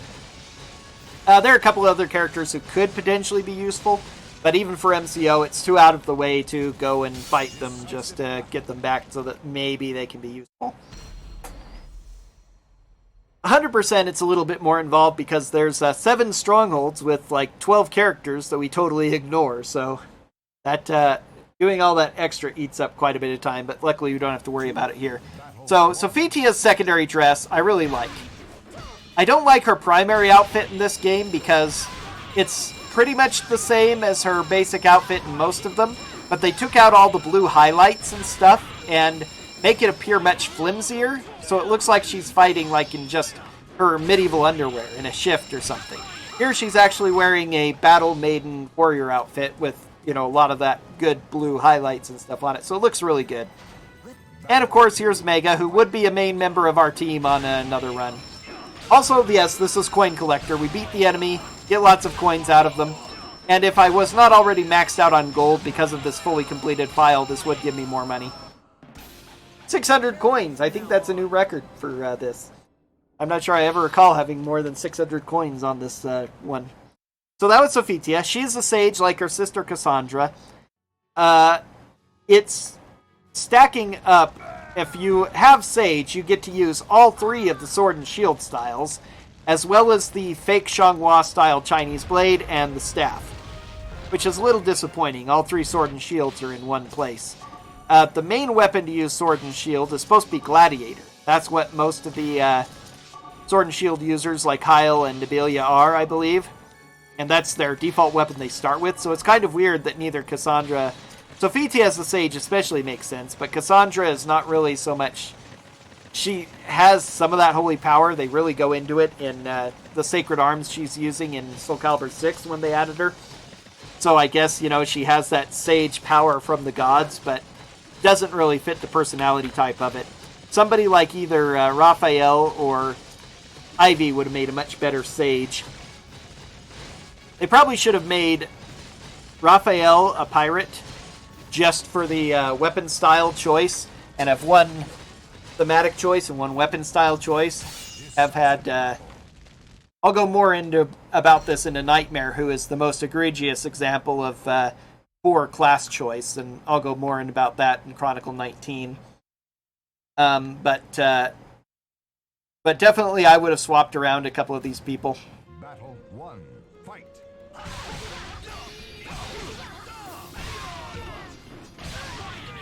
Kira used to be easy, and then I've been losing to her a lot recently with my Dancer because she's been attacking fast and aggressively. So I decided that with the glue pulling me in close, I needed to change up my attack style, and this worked out pretty well. That was a very, very nice Kira fight.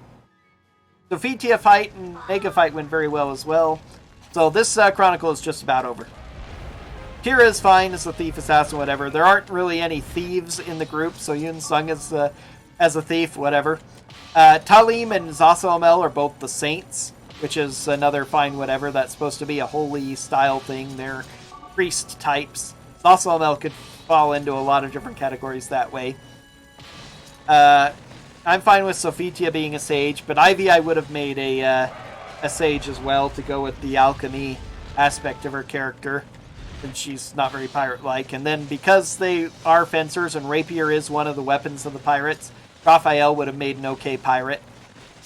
He's okay as a knight. I kind of understand it. He is medieval nobility and late medieval Renaissance period, so even though he isn't a knight in shining armor, he is actually close to what it is for this time period, what a knight really is.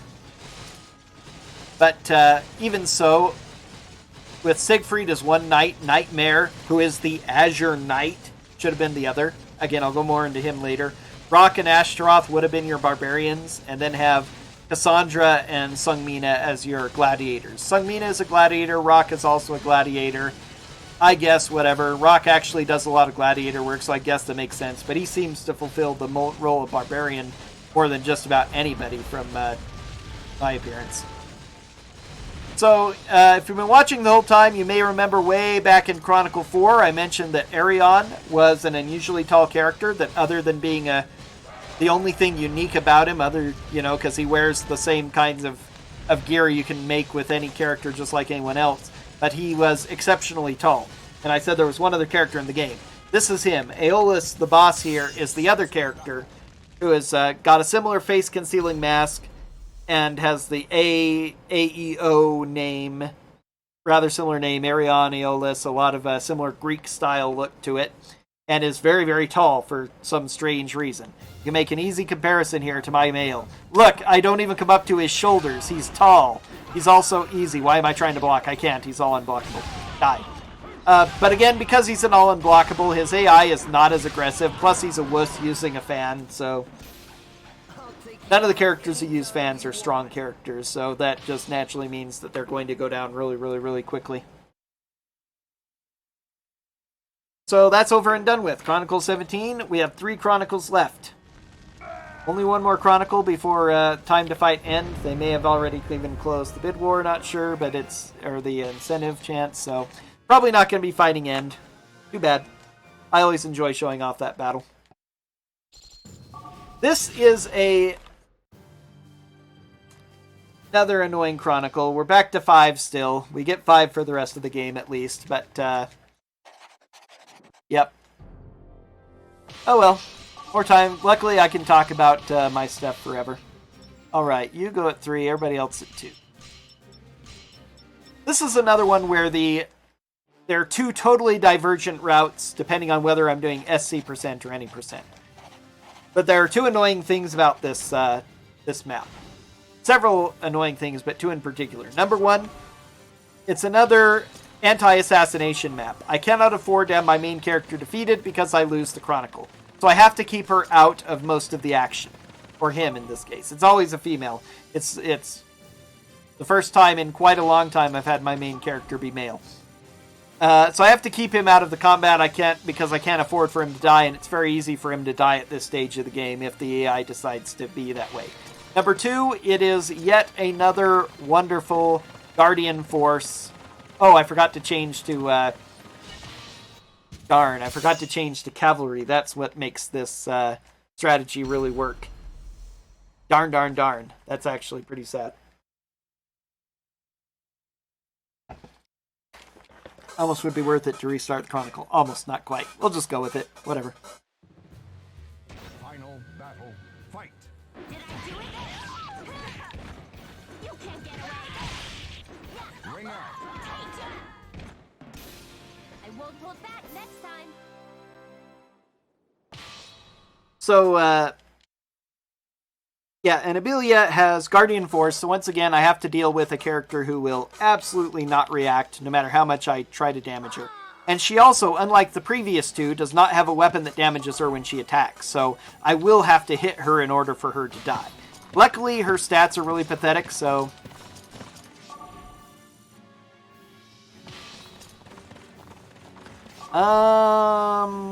yeah, whatever. She's gonna have to defend anyway. I'll just run back and see what happens.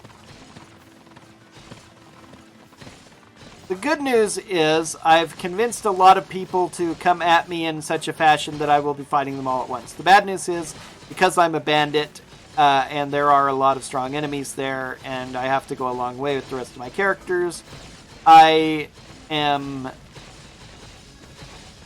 not going to be able to avoid fighting them entirely. I'll just have to do it with the main character at the very end, which is very frustrating.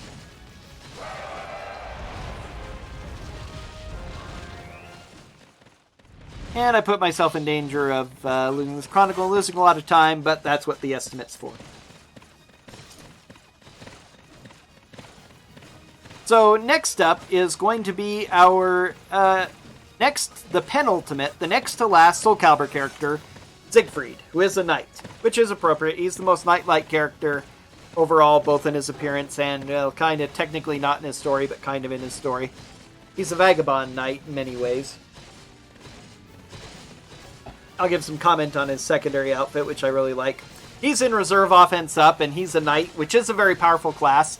A knight's offense is its worst stat, but except maybe for agility, although their agility isn't bad. But even their strength is not bad. They're just defense and hit point focused, but they still do a lot of damage. They are a very, very dangerous class.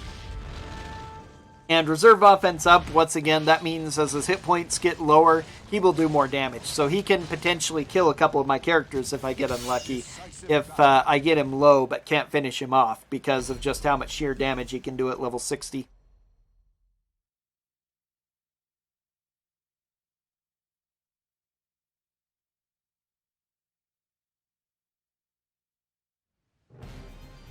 Battle 1. Now this outfit I really like. It's I like his first outfit as well. The shining armor and the long flowing hair is really cool and romantic knight looking. But considering he's supposed to be, holy cow, what a good hit there.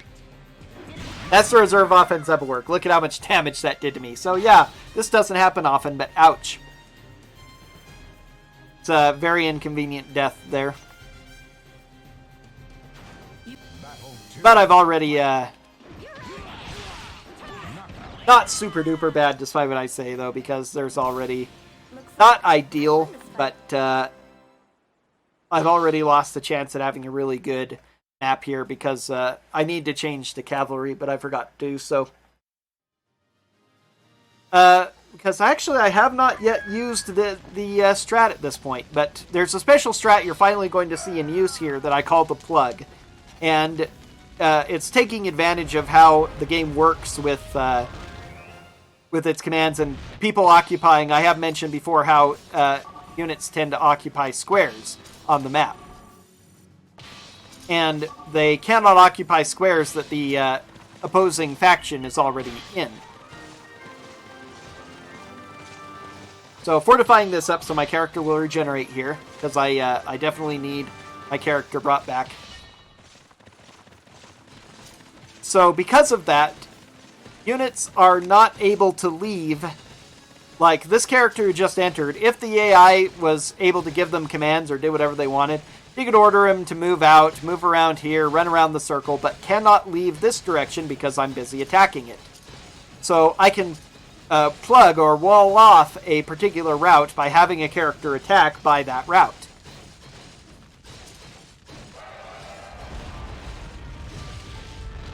Now this is important because in SC% not as much. I would have already used it several times on an any percent route because of my ability to be more single-minded and heading towards the enemy.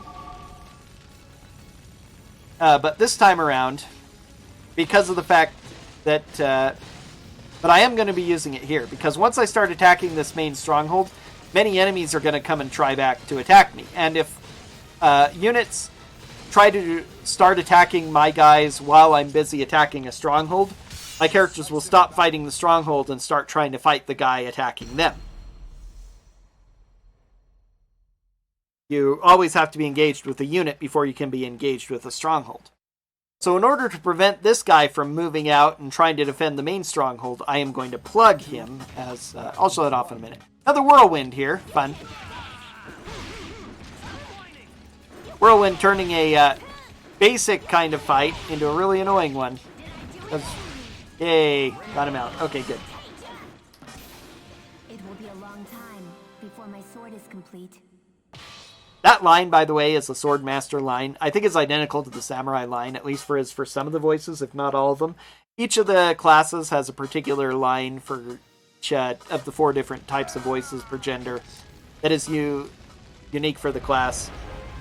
Voice lines are determined actually by your equipment. It creates a kind of alignment system on 2 different scales, And that determines whether your minion 3 is, I think, the highest level. So he's the one plugging. So whether you're good or evil, whether you're aggressive or more reserved. And so I do a lot of playing around with that in particular voice lines. But regardless of the alignment of your voice, each voice line has one for each class. Where thieves say things like, "The treasure is mine." And the dancer will say things like, "Did you enjoy my dance?" So here's my plug-in action. This character is going to want to run back to defend this stronghold. But they can't because they can't leave via here. And now if I was really desperate to defend my stronghold, I could just start a battle with the person attacking my stronghold. I've done it many times. But the AI is not programmed to ever start a battle from their stronghold. Nowhere in the game will they ever start a battle from their stronghold. They'll only fight in strongholds if they reduce the stronghold to 0, which we're about to see here. So by doing this and plugging them off, I'm never actually going to take this, so I won't fight him or any of those 3. It slows down the speed at which I would take this stronghold, but it's a lot faster than fighting them in any case. So now I'm going to have to defend this stronghold, and if I die, I lose and have to restart the Chronicle, which is bad. If so, I'll get to show off my cavalry strat and how that works with a plug as well. Unfortunate, but oh well. Hopefully I won't die. That would definitely be the better outcome.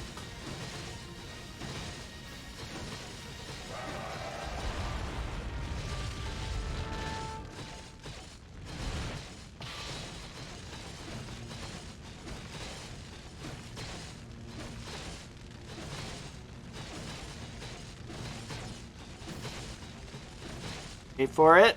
Here it is. Decisive battle. Basically just waiting for my inevitable end. It really doesn't matter what I do with the map. One of the little things of the game which you notice when you play it, a natural thought would be that it actually would be faster to be closer to where an action is going to take place if you know that a decisive battle is about to take place. But it actually doesn't make a difference because the game has a weird kind of reverse speed intent inside of the loading. When it zips to a battle, the farther away you are, the faster it goes. So it actually takes the same amount of time regardless of how far away you are from the action, as it were. So it takes a long time to do a close zoom in comparatively, but zips across the map if it does that. So okay, so we're safe here. Utterly safe. Notice is easy. Balduin, level 3 character. We got to see Balduin at least. He's fun to show off. A level 3 character this deep into the game. He's a bit of a programming oversight, I believe. Notice and Ishtar, who is also on the map, although we're going to avoid fighting her on this playthrough. They were in Chronicle 1 with Abelia, and now that we're fighting Abelia again, she and her units are back with her, and they are higher level, which makes sense. But Balduin looks like, from both his appearance, the weapon he's using, and the fact that he's level 3, it seems to indicate that he should have been in that first Chronicle with Abelia, but they left him out for whatever reason. Either they decided they only wanted 2 named for that map, or they forgot to add him from, the data pool. And then when they re-added him to this fight, they either didn't upgrade his level, or they grabbed the wrong one because the previous one wasn't used yet. I don't know. It's whatever. But anyway, here's our next battle, our final battle against Abelia. Our second battle against Abelia. It's only been 2. And she has Guardian Force. Once again, the least problematic Guardian Force. I can actually kill her with 1 person, which is almost impossible on the other 2. Not a big deal if I don't or not, actually, as we'll see. But, I will not lose against a traitor, even if it is you. hey, that's why they call me Backstabber. Battle 1. Fight. And she's off to a wonderful start.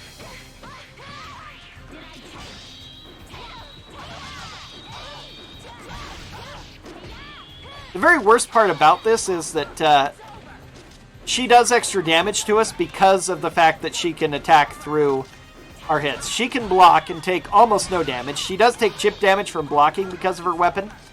But then if she waits for us to attack, which she will, And even while, because of the time for our block recovery, even if we attack immediately after blocking, before we finish our attack, she will get a chance to hit, and it will become a counter hit because she's hitting us while we're in the middle of attacking, which means extra damage, extra stuns, everything else, attack throws from some of her hits. It's just a totally, totally unfair ability. It is so unfair that when they decided to bring it back in Soulcalibur 6, they nerfed it, and it's still the worst ability in the game to deal with. In Soulcalibur 6, they're immune to light hits, but strong hits will stagger them when you encounter some enemies who have this property. But when they aren't affected by any kind of hit whatsoever, except for very hard to get off attack throws, it's just bad.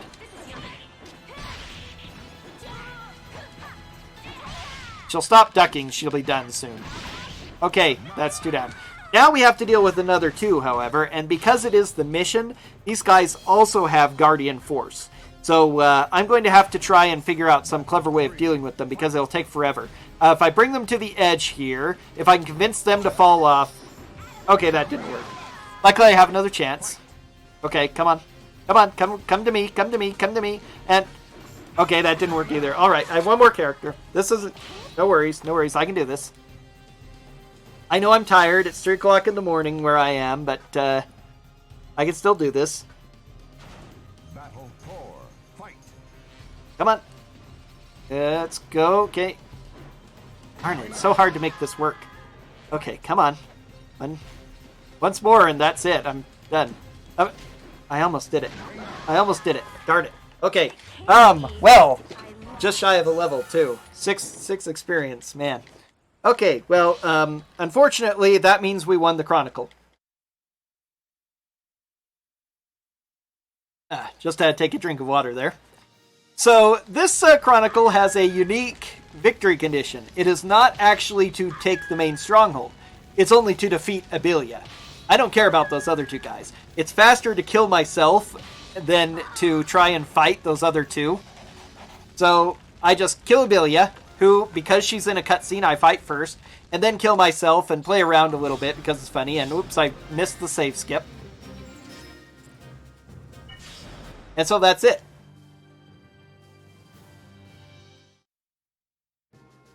I don't know if I took anybody in with that performance about trying to use a trick and falling out of bounds, but whatever. So hey, Luna's here, in case you didn't notice. Luna has suddenly joined us. She's, after the war with Dalkia, Gerardo took her in and told her that if anything happened to him, she had to take care of Backstabber. Why is she left with that job? Well, whatever. She gives us Soulcalibur, even though she doesn't. You don't unlock her Soulcalibur weapon until after you beat the game, but it's implied that she's giving you Soulcalibur so you could use it to fight against Strife's Soul Edge. Whatever. We have our own Soulcalibur. Thank you very much. So, if you're playing casually, Luna's skill set is awful, so I don't know if anyone really seriously relied on her so much, but she is decent because she's level 50, so that is, and she's a Sage, which is a pretty high level class, so she does at least have decent stats. You also have access to some pretty good weapons. Now, if the incentive had been met, over here we have the unique level 99 Super Boss End. I have no idea what his origin is, who he's supposed to be, or whatever. If this was supposed to be Edgemaster and was badly translated or some such thing. But we don't get to fight him, so we're just doing a normal speedrun. And this is definitely one of the longer Chronicles. It's actually the biggest on 100% because there's so many out-of-the-way strongholds and stuff. But luckily we get to ignore most of them and focus exclusively on getting our way through as quickly as possible. So this is the fastest way in. It's not that big of a time loss to kill End either. We just go along the left path. We'd only have to take 1 extra stronghold, defeat 1 extra guy, so it's a fun little thing, but don't get to do it today. Interesting thing over here is these 4 guys, our last 4 generic characters, Grandal, all gathered right here. And for whatever reason, this one right here, she decides, once we're about halfway into the fight, she decides, you know what? I really need to defend the main stronghold. I'm going to run in to help Chester out. And she abandons her fellows who stay out here in the field until I get really close, at which point they come out to fight me. I don't know why, but that's what she's programmed to do. Once I get about, past this point right here-ish, about right here, she ducks into the main stronghold. It's kind of a weird little thing. Weird little quirk. So coming up, we have Nightmare, the last Soulcalibur battle, the last super boss fight. Not the super boss fight, but still level 60. We're still not level 60 or close to it. And it's really disappointing for a final super boss. Nightmare, is kind of one of the more evil boss characters of Soulcalibur lore. So that's fine. I'm fine with that. But the problem is they made Nightmare a barbarian. And nothing against barbarians. People tell me all the time, "Oh, I like barbarians." And you know what? Barbarian is one of the top two, definitely one of the top two starting 6 classes. But it's still one of the starting 6 classes. It's good. It has Iron Sword and everything, so it's a good starting point. But especially stat-wise, it's a very weak character. And for Nightmare, as the final boss of the Soulcalibur characters, to be a weak barbarian and so easy to kill is really disappointing. They didn't even give him a powerful stronghold or anything. If he had been a knight, at least it would have felt, yeah, I'm fighting one of the 2 ultimate classes. He's strong, he has a lot of hit points. Poison effect is actually pretty mean when he can survive long enough for poison to affect you. But, it's makes the whole SC percent kind of end on a whimper. Which killing end would have helped, but too bad. Alright, so now I'm going to go ahead and actually change up my usual route a little and have, why not, the entire group. We'll just have everybody gang up on Nightmare. Let's get this over with. Oftentimes I usually only have one person do it, and it turns out I don't think it's actually all that faster, even though I'm moving on, because they can't join the main fight as easily. They end up not being able to. So I think this will work out better. So let's see, it's about right here. Not quite yet. Not until we get a little bit past that one, I think. About the middle of the field. We have some interesting ones here, including, the one I'm fighting. How about this mission? Cure Sapelite. Would anyone like to try to interpret that? Can you figure out what it's supposed to be? A Cure Sapelite?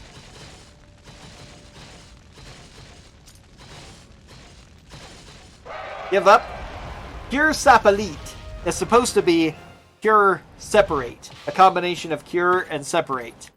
It is one of the most badly translated ones in an era infamous for bad translating.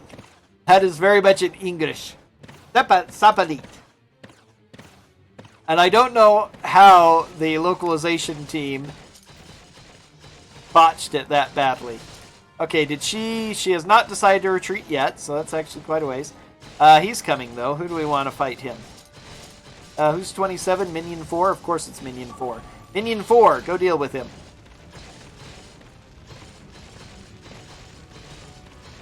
All of my minions are about the same level. I usually give them more normal names too, but was too tired to think of any, and since nothing else, only one name was donated for the dancer, I just decided to name them all minions. So it is Backstabber and his minions. Go over. Whee! Fall out of bounds.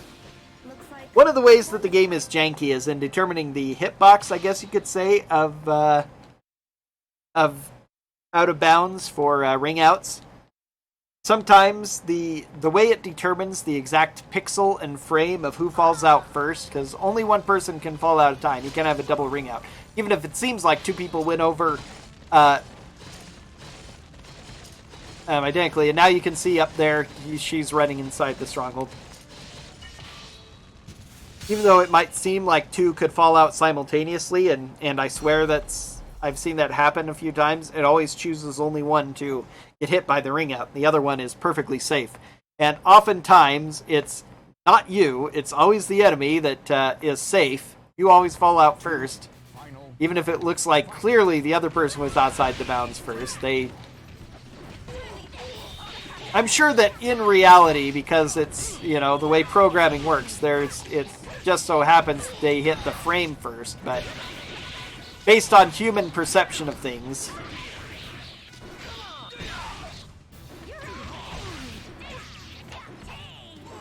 it really feels like I get constantly chipped by that. Excuse me.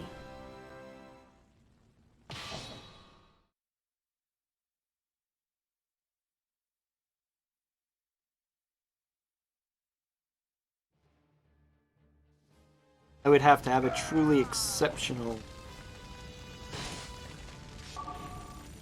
Alright, we'll find out. Okay, so here's Nightmare in his secondary outfit, which is just a little bit weird. Essentially just a demonic body at this point. Usually his secondary outfit is, because he's possessing the body of Siegfried, it's like Siegfried, but with the corrupted malfeasance arm or whatever. But because it's supposed to be just his animated armor, they don't go that route in here. But I don't know, he still has some sort of body rather than just armor in this outfit, so I don't know. But it does look like a properly demonic monster, especially as big as that arm is. I guess technically he has a body underneath the armor of Nightmare that's kind of been manifested as well. They don't go into super big detail about that after Zosalamel uses his sorcery to animate the armor with the power of Soul Edge, but I would think even in a secondary outfit he should have a little bit more armor to him if he's mostly just animated armor. But now that we've taken care of that, now everybody is going to be free to help gang up on this one as well. Probably going to be a little bit faster. I have a very outside chance at a PB. I need to finish this one within 5 minutes. I'm not sure if that's... I can't recall if that's how feasible that is based on this point. And then I have to have a truly exceptional final fight against Strife.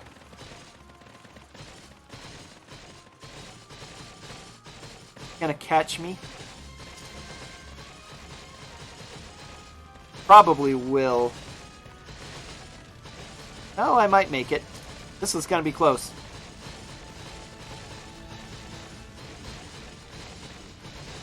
Nope, I'm fine. I just have to have everybody quickly follow through. You may also have noticed, if you've been paying attention, most of the time when a stronghold is destroyed, I can't believe I never found a chance to mention that throughout the rest of the run, it goes down one level. But except for main strongholds, they always remain the same, which kind of doesn't matter since it essentially always ends the mission. And but there are certain level 3 strongholds that also do not, that are permanently level 3. They cannot be raised because you can never raise a stronghold above 3. Only your main strongholds are 4 or 5, and when they're taken, they don't go down, so they are permanently level 3 strongholds. And these gates here are both them as well, which is convenient to us right now because that means more time that it's not a more chance that it has to survive everything.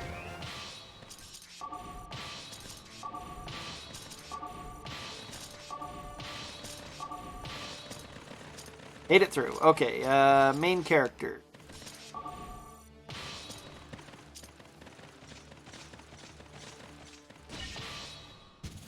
Alright, and one final use of the plug maneuver.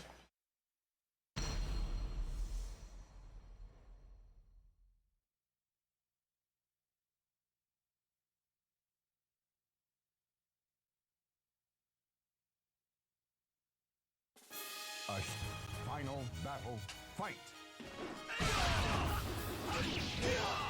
Come on. You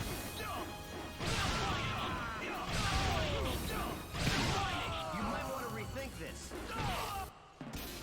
Don't hold back next time. Actually kind of low for a dancer.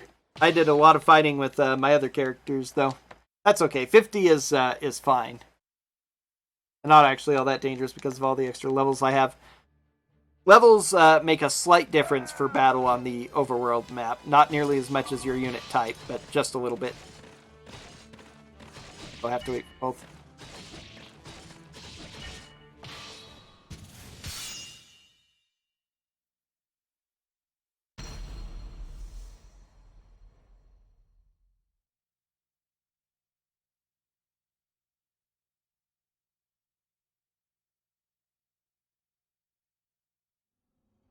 one. Battle 1. Fight. You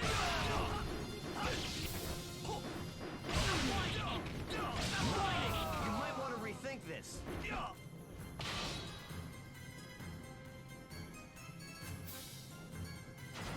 This is Final battle. Fight. You might want to rethink this. This really wasn't a fair contest. All right, say goodbye to Backstabber, because that's the last time we'll see him in a fight, unless things go horribly wrong. In which case, I'll go ahead and try and show off something really hype. So maybe we should be praying for that.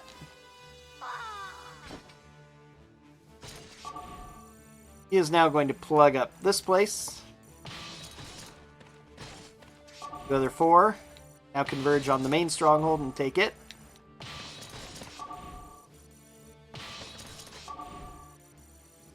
Again, just by attacking this stronghold from this side, I prevent this character from running back to defend the main stronghold as they would be wont to do. So I only have 2 enemies left to defeat, and this Chronicle will be over and done with. And depending on how the fight goes, it's only 5 to 10 minutes for the next stronghold, so I am looking to finish quite a bit under estimate, which is to be expected. I put a healthy estimate because a couple of these fights go wrong. Enemy does something horrible to me in one of these big fights. I can lose 15 minutes really quickly. Rarely do I have something go super wrong on more than one, especially on SC percent. It's actually more reliable because of having so much more experience. Adds a bit of a safety net for some of these fights. But still, I could lose 10 to 15 in a fight. Like the last Chronicle, I could have easily lost 10 minutes if it had gone wrong.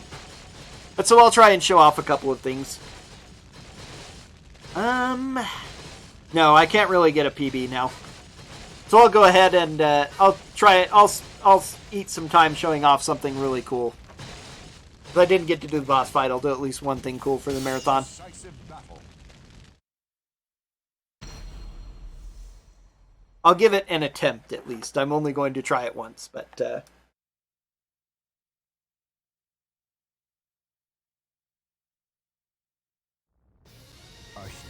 Battle 1. Fight.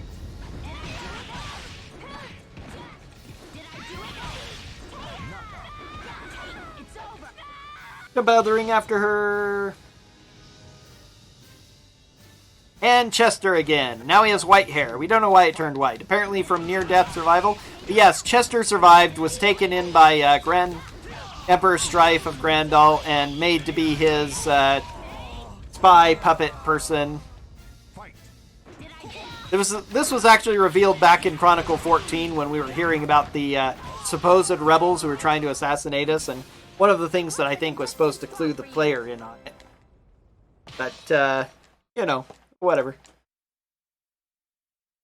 He's level 60 Swordmaster and still generally pretty pathetic.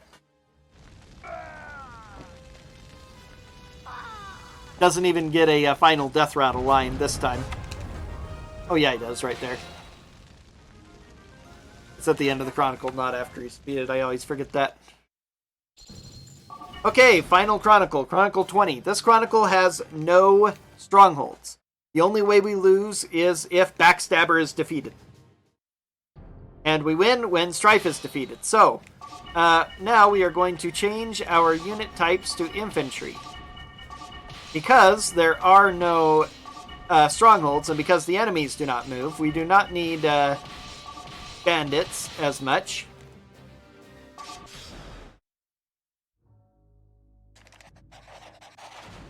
And because the enemies don't move, we can't group them up to fight multiple times. So as it turns out, with 5 characters at once, we can greatly overpower these people really quickly. So it's actually fastest just to let the field battles play out. So we'll finally get to see that for the first time ever. You haven't missed a whole lot. They're pretty boring and generally not... the only way that they could be fast is if I used slower moving units like infantry and knights. So weird, but they work for this Chronicle and this Chronicle alone, since, again, there's no strongholds. I can't group them up. I would have to load up 3, 6, 7 fights before Strife in order to get there as quick as possible. Just not fun, so we'll wail on them. It's a little dangerous to be doing it as I'm doing it since I'm planning, and actually maybe I should slightly change how I do this since I'm planning on doing something hype. I should be a little more careful. Yep. Yeah, I'm only a minute and a half for my PB, and it takes 2 minutes just to get through these guys, so I'm going to let my other characters absorb the punishment instead.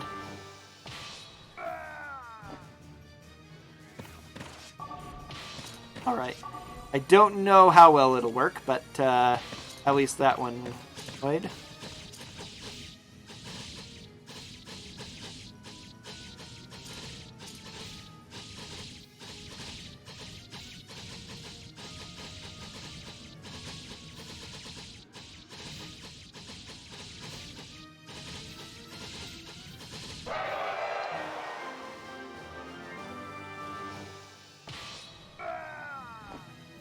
If this fails, I lose the Chronicle, and it's going to cost me a lot of time, but it really is going to be a lot of fun if we get this off.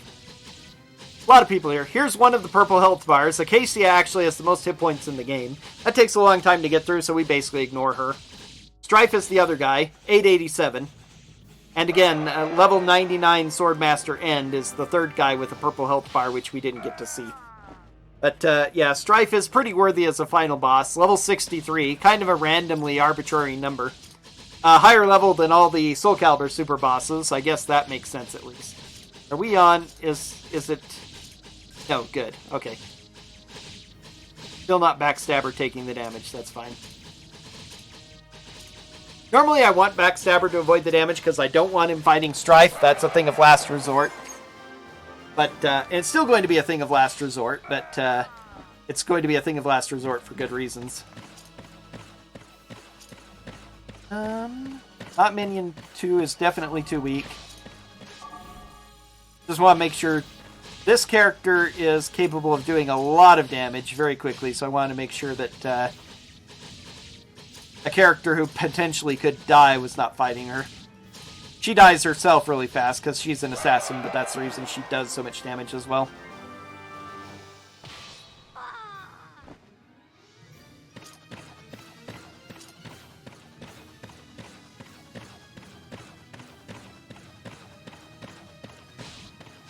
Minion 2 is going to get kind of weak, but we'll take care of her before she dies. Hit A.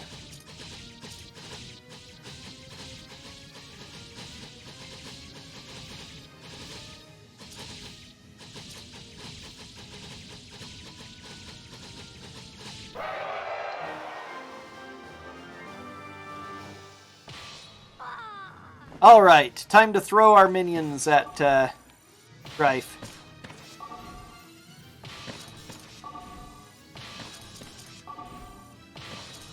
And then Backstabber.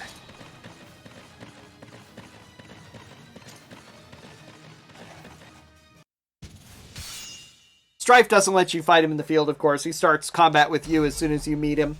Has a witty line of dialogue.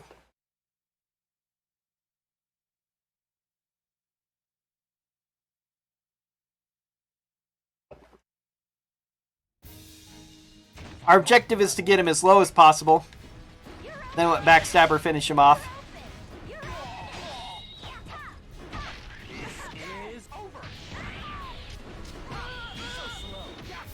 It's pretty easy to die to him.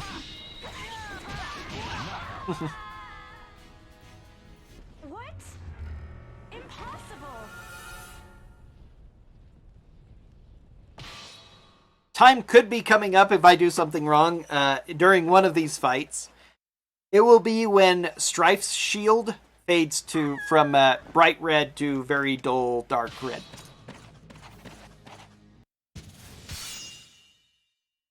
I'm trying to just whittle down his health to let Backstabber be able to finish him off, which hopefully will happen in a very hype way, but we will see. I say if I get too aggressive when he's near the edge and knock him off when he's at less than half health, I'll end up winning that way, and it'll be time. Battle. Fight.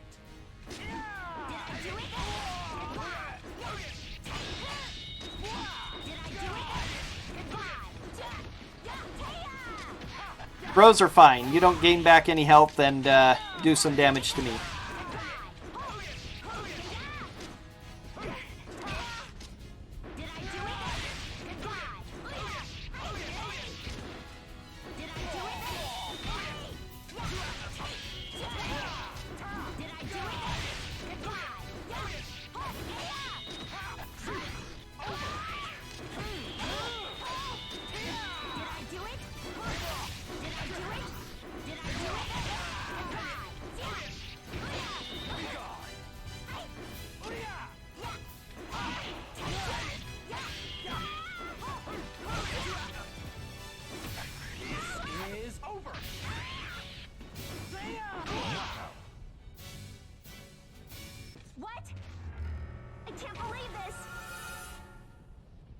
Okay, that was almost a perfect fight. I could have killed him.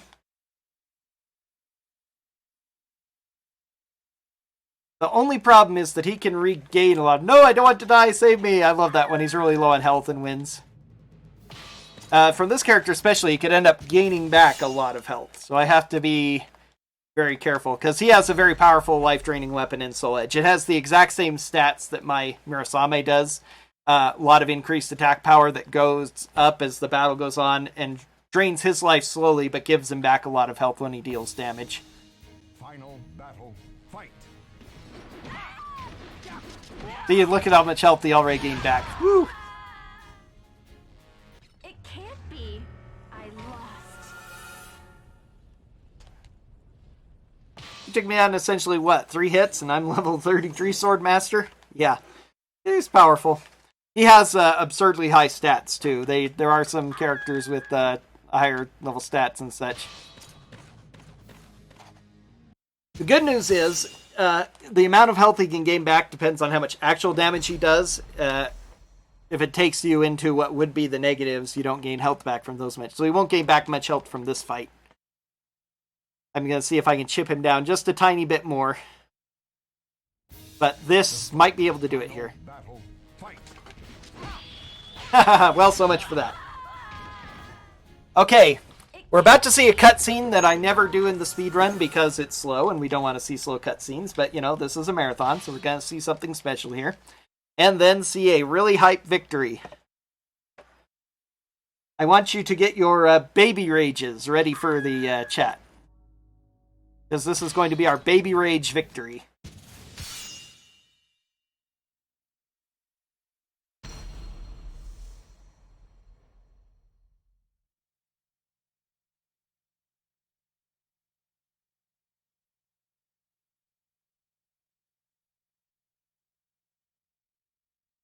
After the cutscene, of course. You really stand out too much. The people love you. Such an irritating sight to behold. But now, I regret not killing you myself when I had the chance. Final battle. Fight. Pathetic!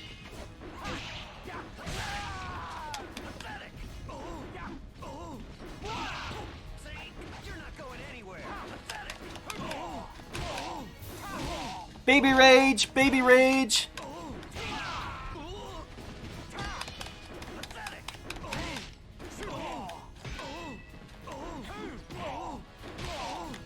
Baby rage victory! Yes, that is one of Xianghua's actual moves. She can make herself fall to the ground, and while she's on the ground, she can just whine and cry on the ground and baby rage. And it does damage. The best, very dangerous way. He does one good swing there. I was one swing away from death, but hey. Oh, that was time, by the way. That was supposed to be time. I was too hyped about doing baby rage victory.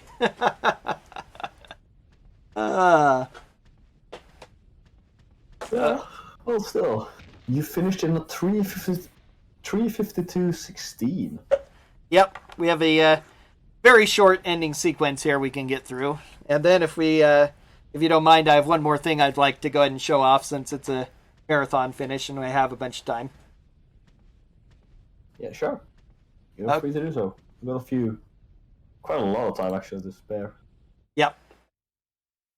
I say it's a generally pretty generous estimate, but things can go very wrong. Emperor died. Both the evil blade and the holy blade disappeared into darkness. The empire collapsed, and the people were left only with devastated lands and the memories of the terrible war. Keep an eye on the statue coming up. I'm not quite sure what it's going to do, but I hope it's going to do what it usually does. They rebuilt the razed villages and sowed new seeds upon the destroyed fields.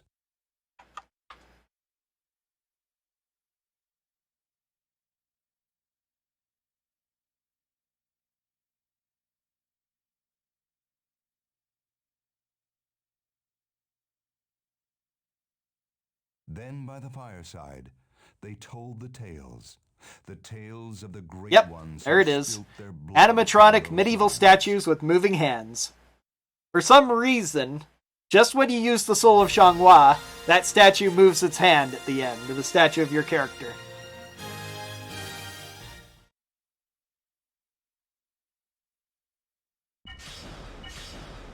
The legend will never die. And then you win and it says game over too. A lot of people pointed that out because, you know, it's a fighting game. It's usually says game over at the end, but you just won game over. Yeah, I love that statue. Since I use Soul of Xianghua as my main, I see it every time too. It's just a little bonus to the speedrun. So now we're going to look at the art gallery at a special movie that I always like showing this off when I have time at the end of a run because it's just an entertaining movie. It shows off some of the things that you can do with the movement in Soulcalibur. Let's start off with some basic high-skill combat.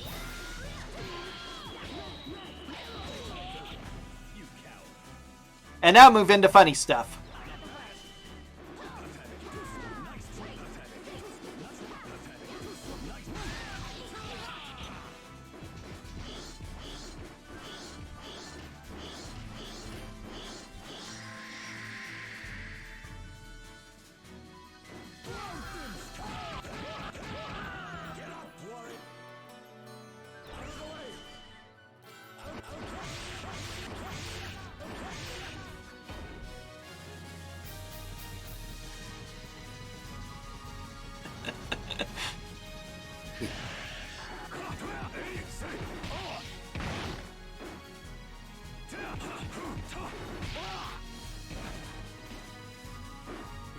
This is probably one of the earliest examples of a task because I'm pretty sure that the developers were using task-like tools and to create all of these events and make them all go so perfectly.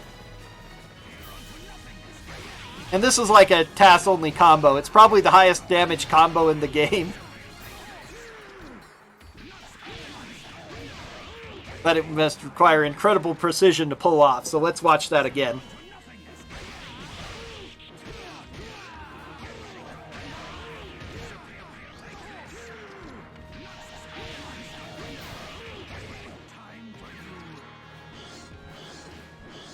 And more Voldo Leapfrog, just because.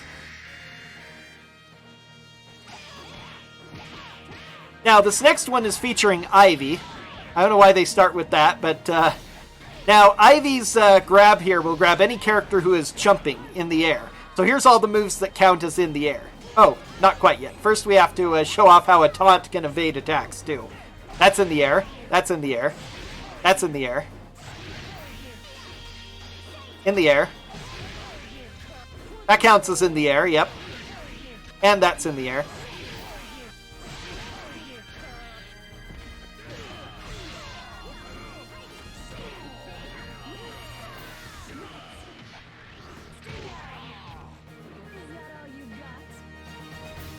Let's play.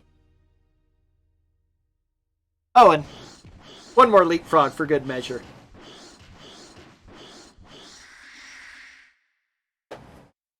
I hope you enjoyed that. That's the special battle movies, as they call it.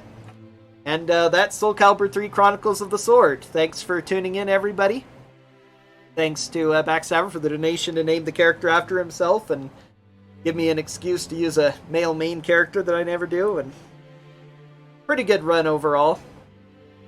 And got to have an epic Baby Rage finish. So that's all for me. So you can take me off whenever, Piku. Yeah. Thanks for running, mate, and for showing that interesting battle view. But yeah, we're going soon over to... Gonna go a bit ahead of schedule because we got the next one already starting to be set up. So we're gonna have Black the Fall coming up with VSB. Right. That will be coming here in a few minutes. Stay tuned.